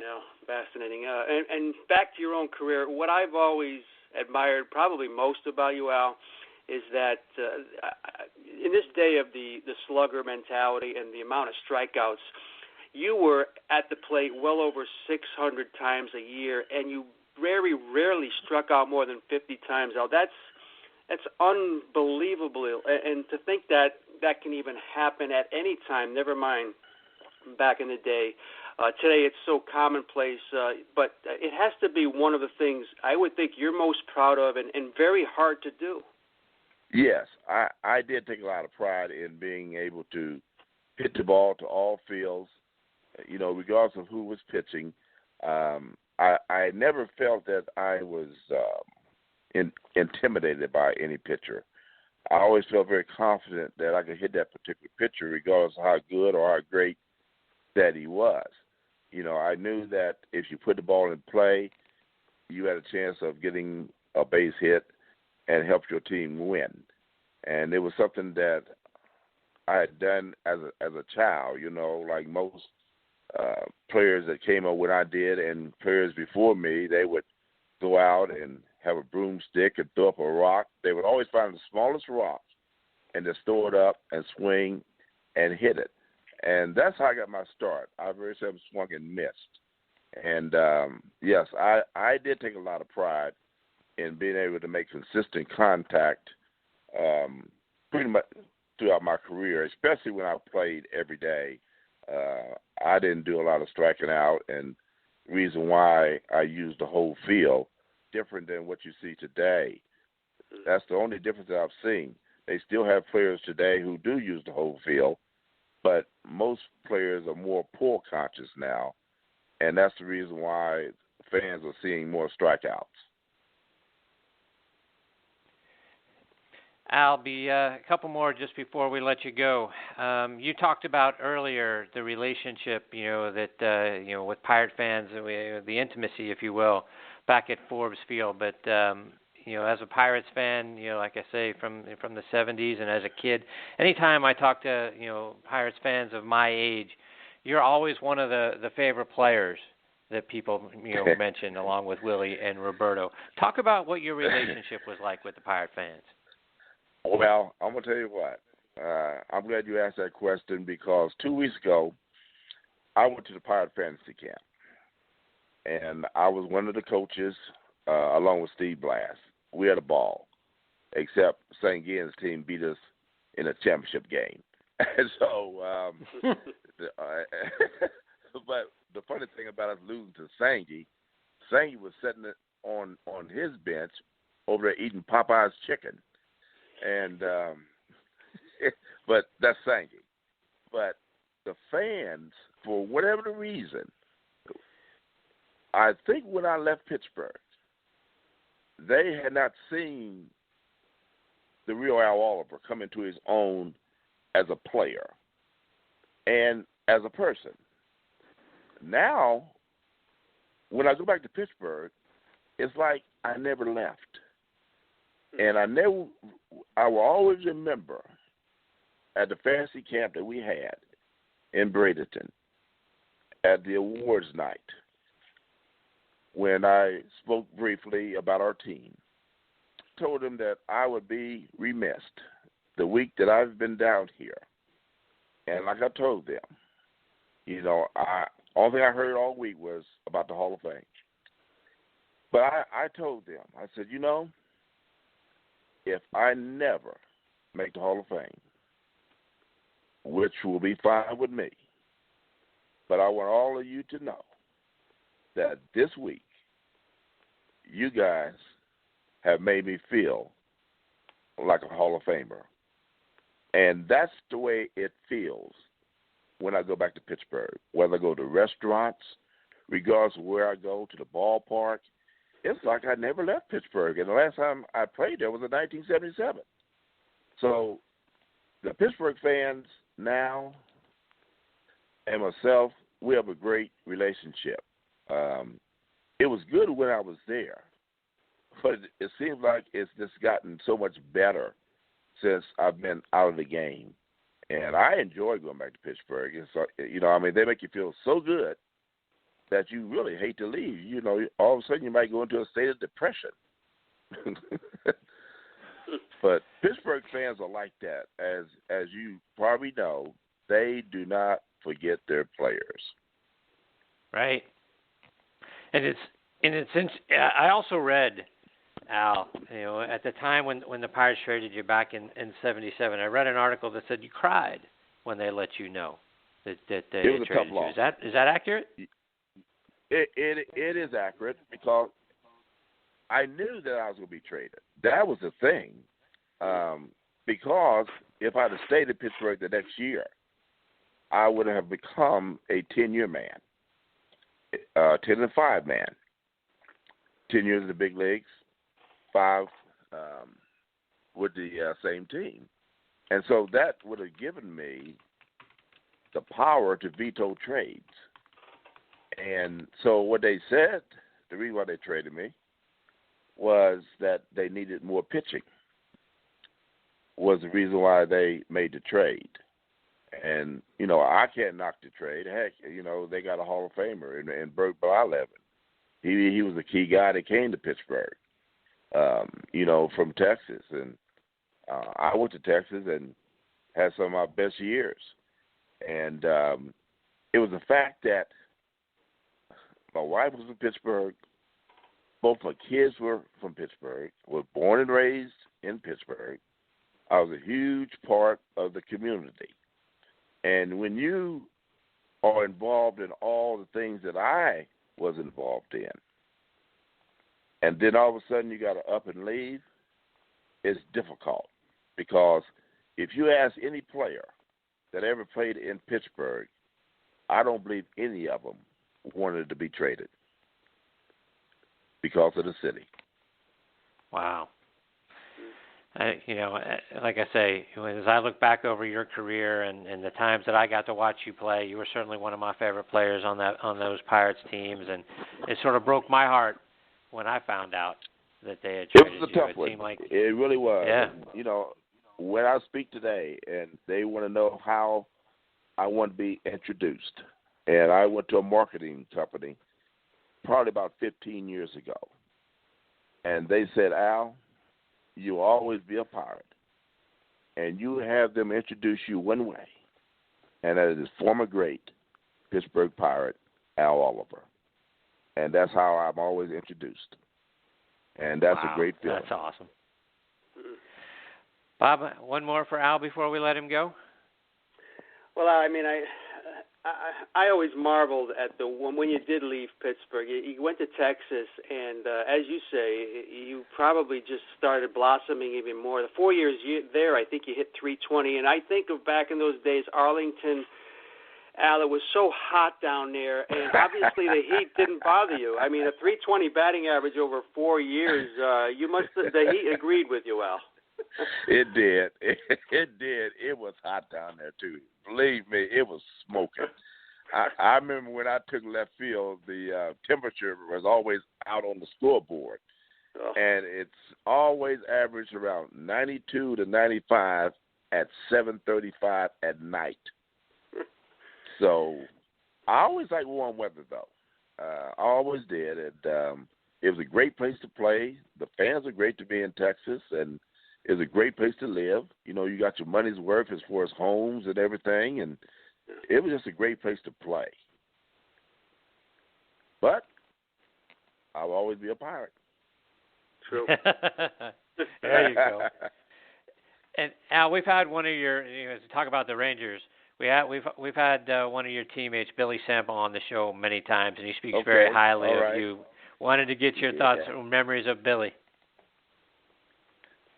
Bill was a super player, but when I was there, it was hard for him to break it to the lineup because of the outfielder we had. I was in left, and Mickey Rivers was in center. And then we had a boatload of right fielders. We had Rusty Staub at one point. We had Bobby Bonds. We had Richie Zest. We had so many outfielders that he just couldn't break into the lineup. But if Samp would have had a chance to play somewhere as an everyday player, he would have been a super player because he could hit and he could run. He was just a super all-around player, and he was a good guy. I always liked Sam. One more from me before we let you go. You had 2 seasons in Montreal, 82 and 83, and they were not only 2 of your most productive seasons, but you also got to play with new Hall of Famer Tim Raines, right, and guys like Andre Dawson and Gary Carter and Tim Wallach and Warren Cromartie and Indians, Indians manager Terry Francona. Talk about your time in Montreal. Man, I enjoyed it, man. We laughed so much with those guys because Tim Raines always liked to laugh. And he thought that I was naturally funny. I don't know what it was about me, but he always laughed. And I think what it was that, and Gary Carter was the same way. And Gary couldn't understand how can a guy not take batting practice, do not go out and get loose, and win a batting title. And that always amazed him. But on March the 30th, I am going to Montreal.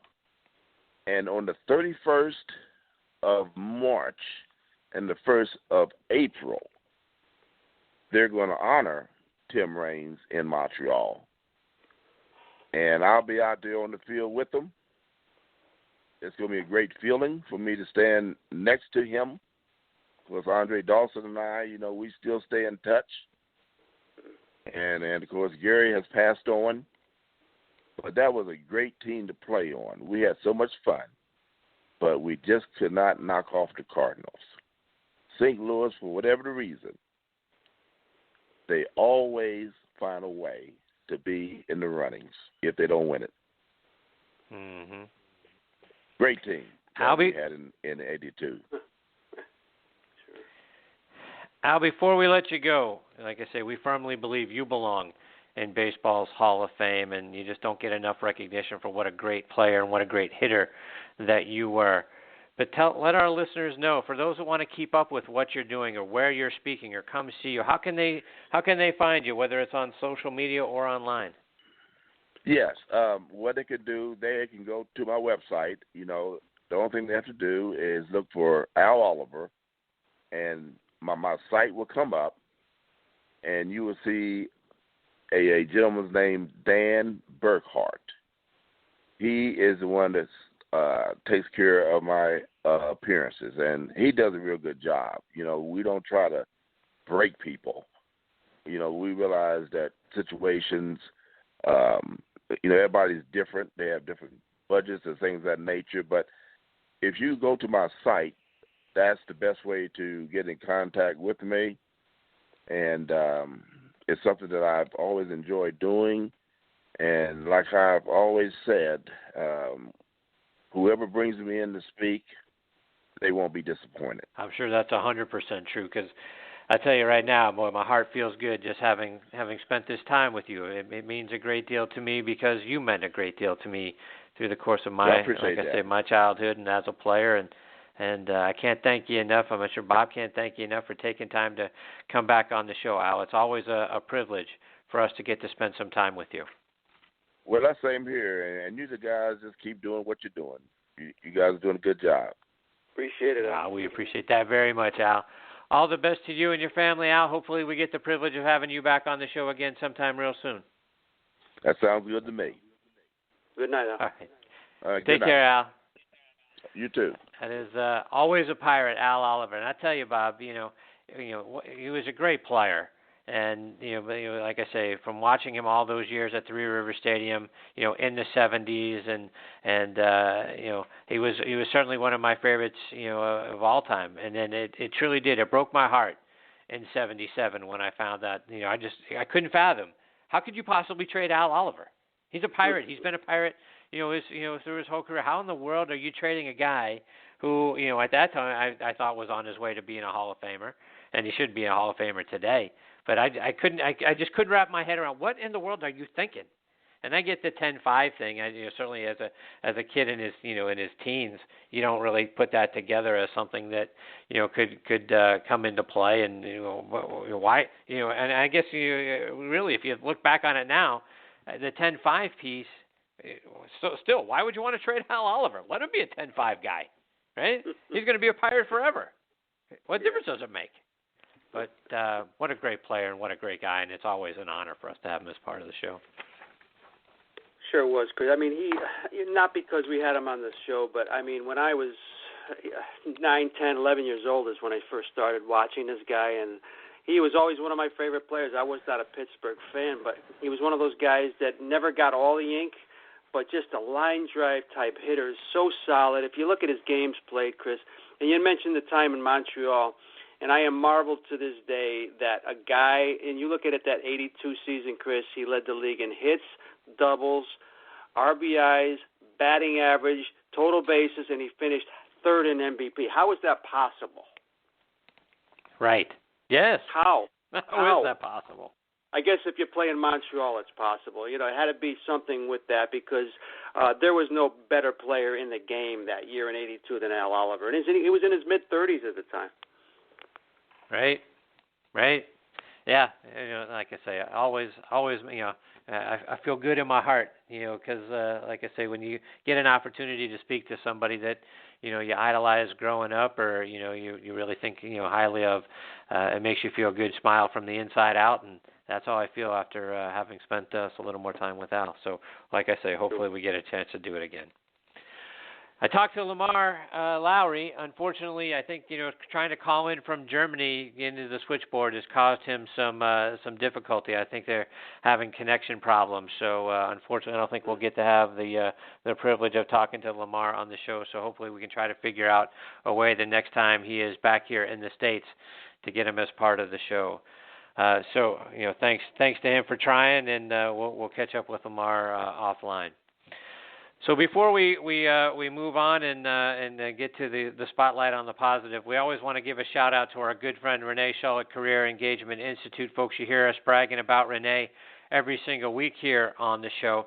If you're upside down in your career, and what we mean by that is you're really ready to move on, well, please go to careerengagement.institute online to see how Renee can help you. You've heard TNT Hall of Famer Toy Cook singing Renee's praises when he's joined us on the show, and we do it every single week here on TNT. And if you work with Renee for 2 minutes, you're going to understand why we do that, right? She is just a fantastic individual. She is, the kind of person you think about. We all want to work with someone that we can trust and actually has our best interests at heart. And you know how rare it is to find somebody like that. Well, no one fits that description any better than Renee Shull does.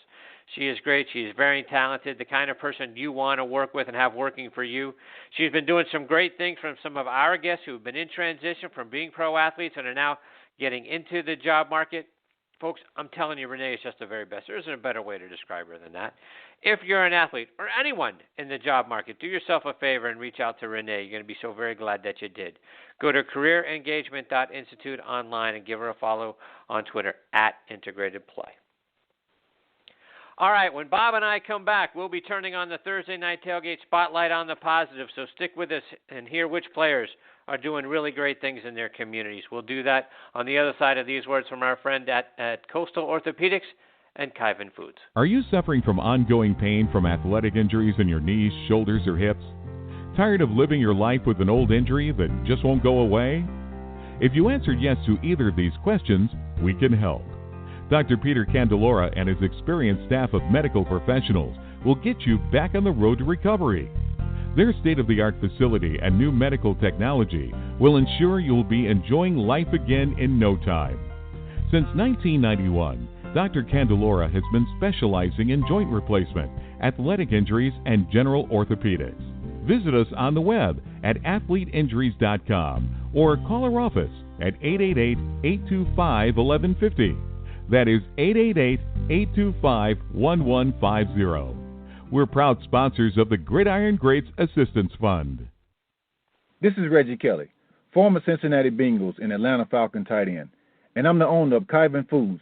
And if you enjoy delicious food, you're going to love my Kyvan products, which consist of our honey apple salsa, sweet barbecue sauce, and an array of seasonings. For store locations, online orders, and recipes, check out our website at www.kyvan82.com. That's KYVAN 82.com. One taste, and you'll appreciate the goodness. Hey, welcome back. This is Todd Washington, two-time Super Bowl champ, offensive line coach for the Baltimore Ravens, and you are listening to Thursday Night Tailgate with my boys Chris-Mascaro and Bob-Lazzari on the Armed Forces Radio Network. Go get them, guys. And we're back here on Thursday Night Tailgate, and I actually think we might have gotten able to patch Lamar Lowery in. Lamar, is that you? That's right. How are you? Very good. We're very good. Thank you, Lamar, for joining us tonight. It's I know it's been a challenge trying to get through on the switchboard, so we appreciate your persistence and for the fact that you're calling us at almost 4 o'clock in the morning, Germany time. That's right. So, Lamar, as you know, let me give a little background on Lamar, by the way. Lamar's from Manhattan and earned his degree in mental health as a mental health specialist, moved to Germany back in the late 80s with the U.S. Army. He has worked as an Army physical fitness master. After his active service, decided to stay in Germany and build his own fitness center, and in 2008, founded the Lamar Physical Fitness Training Academy. So, Lamar, talk about, I guess starting our time, and we're here on the Armed Forces Radio Network, so I really wanted to start out by getting, your time with the Army and let our listeners know about your background. Well, I was in the service for 7 years. I think around that time it was the first the Gulf War at that time. I didn't go to the Gulf War, but I was in the rear working at that time, and basically had a different MOS and got a different job in the military. That does happen sometimes. And I was at first at 31 Lima, and then ended up getting into the fitness field in the military, and ended up teaching other elite soldiers, if you want to call them that, with fitness programs and stuff like that. That's what I had to do. And Lamar, your degree in mental health, right, coupled with your level of physical fitness, seems like a perfect combination. Plus, if someone gives you an excuse for why they don't feel good or don't want to get in the gym, you have all the tools to sort of cut through that line of BS and get them in the gym. But talk about mental health training and how that helps you help people overcome their mental hurdles. Well, I think basically everything is a choice that we do.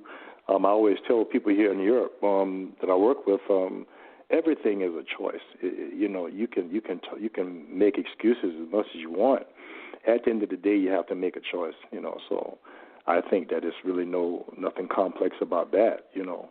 Making choices, or whether they're good ones or lazy ones. I call them that. I don't say bad ones, but I think at the end of the day, we all have to make choices. And if you think you don't want to exercise, then you won't. If you think you should, then you would. Some people need motivation and help, of course. I realize that. I mean, I see it every day. I mean, I have most of my clients, I'm not changing the subject, but I have most of my clients starting at 6 o'clock in the morning here. And, these people, they get up because they want to make a change, and it's not easy, because they have a lot of responsibility in their jobs. But once again, I think everything's a choice. Yeah, but to that point, you talk about motivation, right? What seems to motivate people when you're starting to run into a client that might be waning a little bit, or starting to see that they're not coming as much as maybe they should be? What kind of motivation do you find is really good for most people to get them up and out of bed, to your point, and getting into the gym at 6 a.m.? Well, I find that having assessments, when you start a program with clients that have issues, you should assess them so that you can turn around after about 3 months, a quarter of a year. And you can turn around with that assessment that you did in the beginning and show them some of the results that they have. And that motivates them, and also just giving them simple acknowledgments of their accomplishments just by getting up and coming in the morning to work out, and just keeping. It's hard. It really is hard, because sometimes people just don't feel up to it.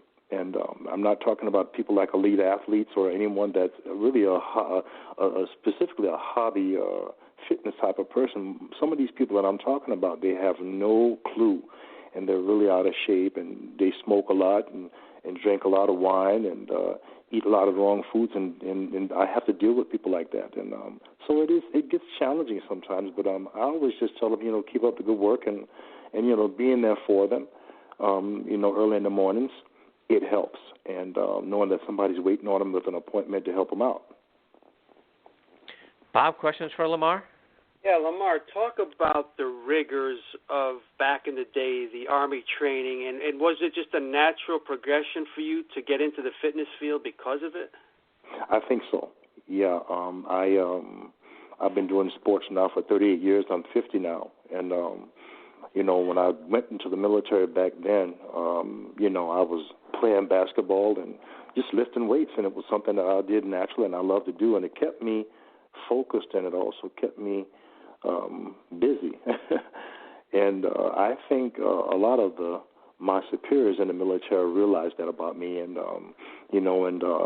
acknowledged that, and somehow it got me to a point to get a job and to work and help other soldiers and keep motivated, and also soldiers that were really, really well-oriented with fitness and really fit. So I got to the point to where I could even, train these kind of people and got situated with that job.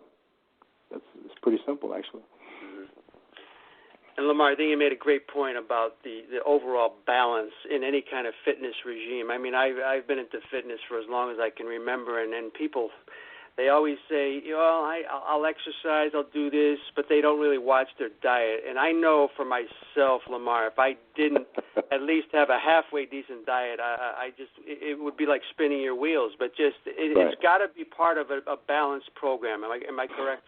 Yeah, that's right. Yes, sir. I think that most people they realize the eating habits that they have, but they just can't get across that line of changing. And I also agree with you. You have to have a balanced diet, and even if you have a lot of bad habits, you don't have to stop all of them at once. But you should try to challenge yourself and just cut them in half. I just told a client yesterday, he smokes 20 cigarettes a day, and I told him, I said, listen, guy, if you can smoke, try to smoke 10 a day, okay? And challenge yourself. If you can smoke 10 a day, then you've cut half the cigarettes and half what you smoke in a day. And then, and another issue that he has, he drinks a lot of wine. He likes to drink wine. I said, well, if you drink 4 glasses of wine, then try to drink 2 glasses, and just try to slow it down, because sometimes it's not easy for people to change their diets as quick as you might think if they've had a lot of habits that they've been doing for years. So, and I also have a nutritionist that I work with, and I always refer them to go to her to get coaching on those issues, because you can't be a professional in every field being in the fitness profession. So you want to try to get other associates to work with, to network with, that they can help your clients if they're a professional in that area, to coach them through step by step. Lamar, you've written a book called Functional Fitness that people can find on Amazon.com. Talk about what functional fitness is and what people will find when they read your book. Well, functional fitness for me is pillars and planes of human movement, and keeping the basics at hand. And I think that general strength is something that we all need. And as far as functional, the word functional, what does it really mean? I think for everyone it means something different. Some people can't, they can't squat down. Other people can't really bend over. Others can't rotate or turn. So, I think at the end of the day, functional fitness is something that is just simple terminology of pillars and planes. If you can't push, you need to work on it, and try to make sure you can push, pull, rotate, and you can bend over. So for me, at the end of the day, functional fitness is basic terminology, and also being able to move forwards, backwards, sideways, and horizontal. And that's what I believe functional fitness really is, simple planes and pillars.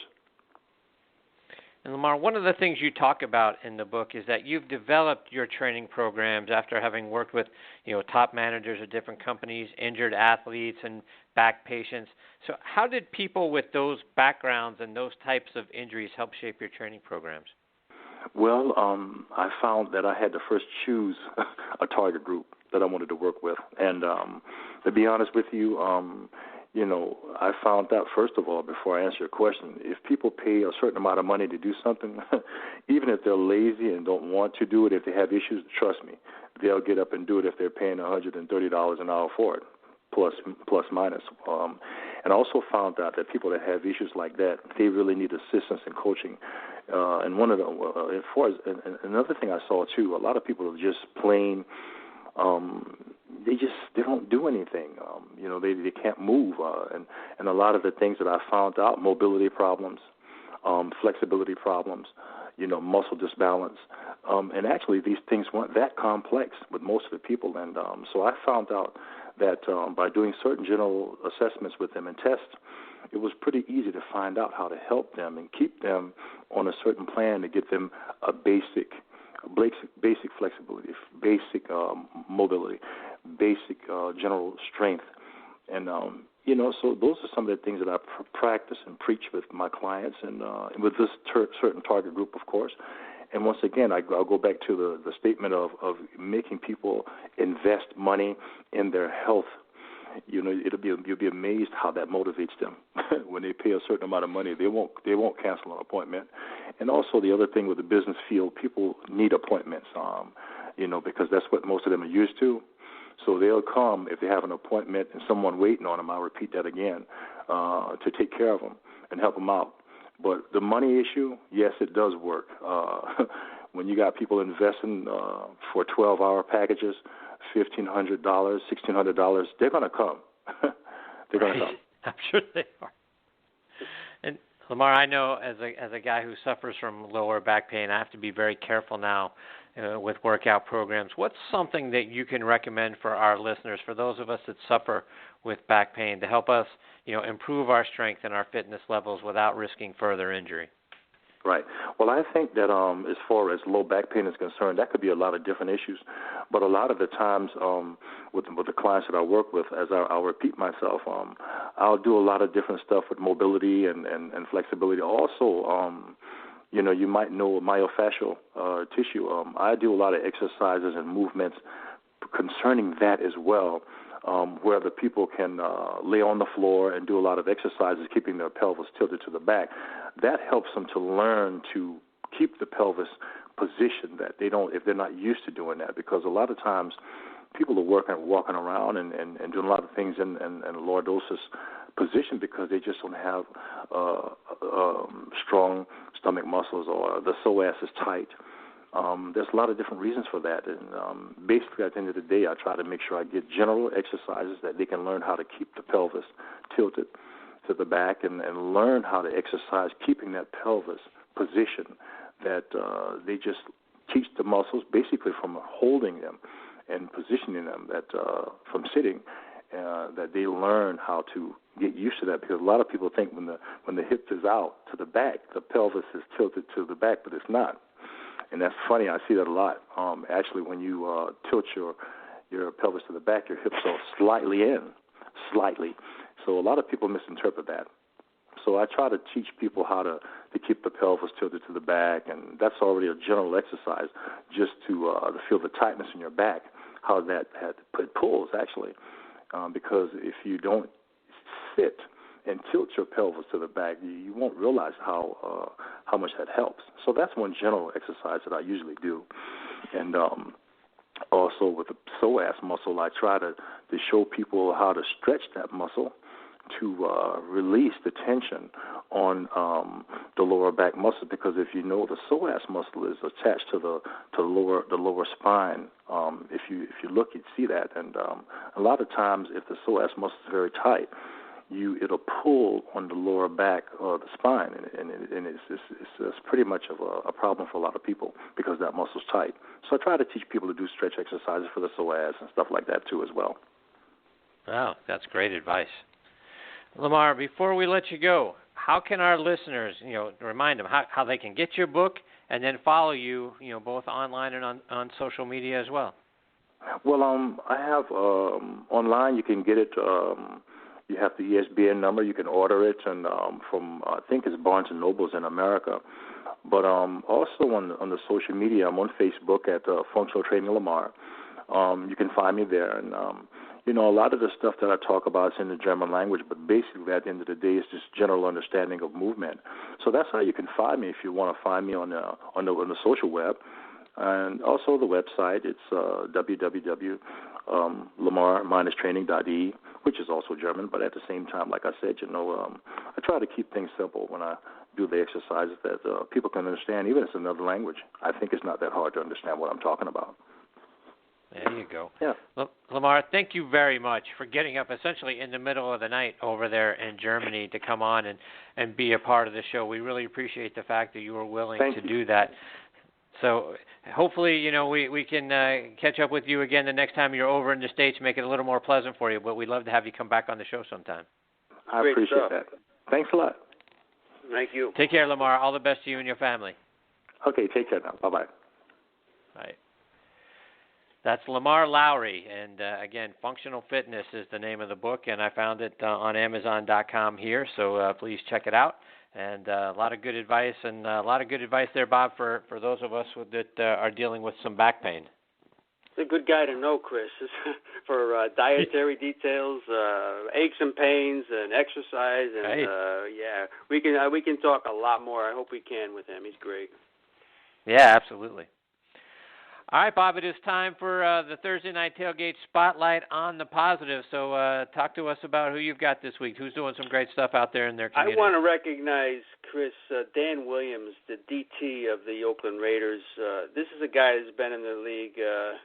If you remember back in the day, he was a first-round draft choice of the Cardinals back in 2010. Had a few good years there, and I spent the last couple of years in Oakland. and is a very big man. Weighs in at about 330 pounds. Just a big, fast guy, Chris. But what he does off the field really blew my mind, because I was reading about him in as far as pretty much in depth how he got into all the things he does off the field, and basically it revolved around his dad, who was a bad diabetic, Chris. And he used to say, it pained me to watch my father have to prick his finger constantly during the day, every time we would talk, and it didn't really hit him when he was a young kid, but when he talked about it later in his life, he said, I think back and how all those times that he had to go through and what he did, and he says, I'm going to try to devote my life into maybe, how can we say it, to put an end to at least a lot of this stuff that might cause that, especially in the young people, because as you know, Chris, it starts at a young age, all these lifestyles and habits. So this guy actually goes out, works very closely with the American Diabetes Association. Again, he goes after kids that already have diabetes, and of course he does a lot of preventive stuff, but has been at the White House campaigning for a lot of funding for a lot of stuff as far as diabetes is concerned, and does an awful lot beside that, Chris. A lot of the stuff he's done for the Boys and Girls Clubs of Oakland. He's sponsored families each Christmas the last few years, and he's doing a Filling the Gap Foundation now he's involved with, which gets a lot of healthy foods to students who are in need, Chris, and that's in the Bay Area. And I'm sure he's going to continue this wherever doesn't matter where the Oakland Raiders are, but he's going to continue because he's done it for a long time. So kudos to Dan Williams tonight. Yeah, very good stuff. And, Bob, I want to put the spotlight back on a guy that we have mentioned on the show the last couple of weeks, and that's now former Giants running back Rashad Jennings and his foundation. He's been doing some really great things for some kids for an awfully long time. He created his foundation to help people overcome sort of the same adversities that he felt like he had to deal with when he was growing up. He was an average kid, a little overweight, not the best academically. So through his foundation, he is seeking to help educate, inspire, and encourage kids. His foundation they got three major programs underneath his foundation: the Reading Challenge, Mentorship, and Camp 180. And the Reading Challenge focuses on, just as it sounds, right, getting kids to read again, because as he points out, studies show that the link between academic failure, delinquency, and violence and crime is, kids not reading. So he's trying to encourage, that. Plus, he's trying to encourage mentorship through another program that's called the Locker Room Project. And what that is Rashad, had his brothers growing up as his mentors, but he knows that not everyone is as lucky as he was, and not everyone has a brother or a father around to be a mentor. So he wants to give student athletes the opportunity to have mentors, and in turn give mentorship the opportunity to, other players, the opportunity to be just that, be that guy that gives back, right? So he tries to, have some of his peers, join in this mentor program to mentor some of these, young boys and girls that his foundation interacts with. Plus, Camp 180 is a football camp that brings together some of the best current and former collegiate and NFL players and athletes and coaches from everywhere around the country. And they have one sort of common vision, and that's to equip athletes with the skill set and the mindset for how to succeed on the field and in life. And it's called Camp 180 because as a kid, like I said earlier on, he was overweight, he had asthma. He was, he was self-described as a little bit dorky. So, he decided that, he would no longer accept, doctors' reports and teachers' doubts and academic, the teachers, I should say, that doubted him academically, or, the coaches that made him ride the bench. So he decided, what I'm going to do is I'm going to do a complete 180 in my life. So that's why he calls it Camp 180. So, he realizes that, one of the key reasons why his childhood dreams are a reality today are because in his youth, someone, cared enough to inspire him through education, provide him with a mentorship and success that he needed, and encourage health and fitness as a way of life. So those real life experiences for him are what drives him and, sort of are the foundation, if you will, of the Rashad Jennings Foundation. So kudos to him for wanting to give back and make a difference in the lives of kids, that, essentially were just as he was as a child. So two great stories. Kudos to Rashad Jennings, a guy we've had on this show, and we've been talking about recently about his career with the Giants, and then to your point, Bob, to Dan Williams, a defensive tackle from the Raiders. Two really good stories. Great stuff. All right, Bob, it is time for us to put a bow on another episode of Thursday Night Tailgate. Our thanks again to E.J. Jr., Tony Collins, Bubba McDowell, Al Oliver, and Lamar Lowery, particularly for getting up in the middle of the night over there in Germany, for joining us tonight here on the show. And, Bob, as always, my thanks to you for making every Thursday night really, really a great experience for me. That was a blast tonight, Chris. Those were all terrific guests, old and new friends, and, man, it was just a pleasure to speak with each and every one of those guys, and it'll be fun again next week, as it always is. And next week, we'll have a sort of a decided L.A.-Pittsburgh feel to the show, because scheduled to join us are former UCLA Steelers and Raiders linebacker Bruce Davis. He'll be making his TNT debut with us next week. Former Dodgers GM Fred Clare is going to be back on the show. Very excited to hear from Fred and to catch up with him next week. He's been battling cancer since he last joined us, so really looking forward to talking with Fred. Former Steelers running back Isaac Redman will also be making a debut with us next week, and we'll welcome back former Falcons, Colts, and Steelers running back Kerry Davis. He'll be making his second appearance with us here on the show. Plus, of course, Tony Collins, who joins us every single week. We'll get more insights and stories from Tony. So we're going to have another really great show in store for you next week. We hope you'll come back and be a part of it with us. Want to remind you, how can you follow us on social media? Well, Facebook. We've got a Facebook page, Thursday Night Tailgate. Plus, both Bob and I have our own Facebook pages as well. On the TNT page, we hope you'll give us a like. That's very important to us. On Twitter, you can find me at CT-Mascaro. Bob is at Bob_Lazzari, and the show is at TNT Podcast. Plus, you can stream or download any of our archive episodes for free, folks, by going to a great podcasting site called Podbean. They've been so tremendous to us, recommending our show, giving us banner ads, and putting us front and center there on their mobile app for the last couple of months. We can't thank them enough for doing that. And plus, they've got great podcasts across all genres there. So please go check them out. And you can find it, on the if you have an Android phone or an iPhone, you've got the Apple App Store and the Android App Store. Go find them on there, and it's at Podbean on Twitter, plus Podbean.com, just to go there and see all the great podcasts that they've got available. You can stream or download our show on a couple of other sites. You can find us on iHeartRadio as well. We can't thank those folks enough for their support as well. You can take us anywhere you go by listening to us on your smartphone, on iHeart, and on Podbean. So please check us out, bookmark us. We appreciate your support very, very much. Bob, take us home, my friend. Thank you, Chris. Have a great week, and many thanks also to our announcer, Joe Lajanusa, for the great job he does with our weekly intro and ads, and to James Brocato and all the guys from Painted Faces for the upcoming outro music. On behalf of myself and Chris, we thank everyone out there tonight for listening. We appreciate you the most. Until next week, good night, Kevin. We miss you.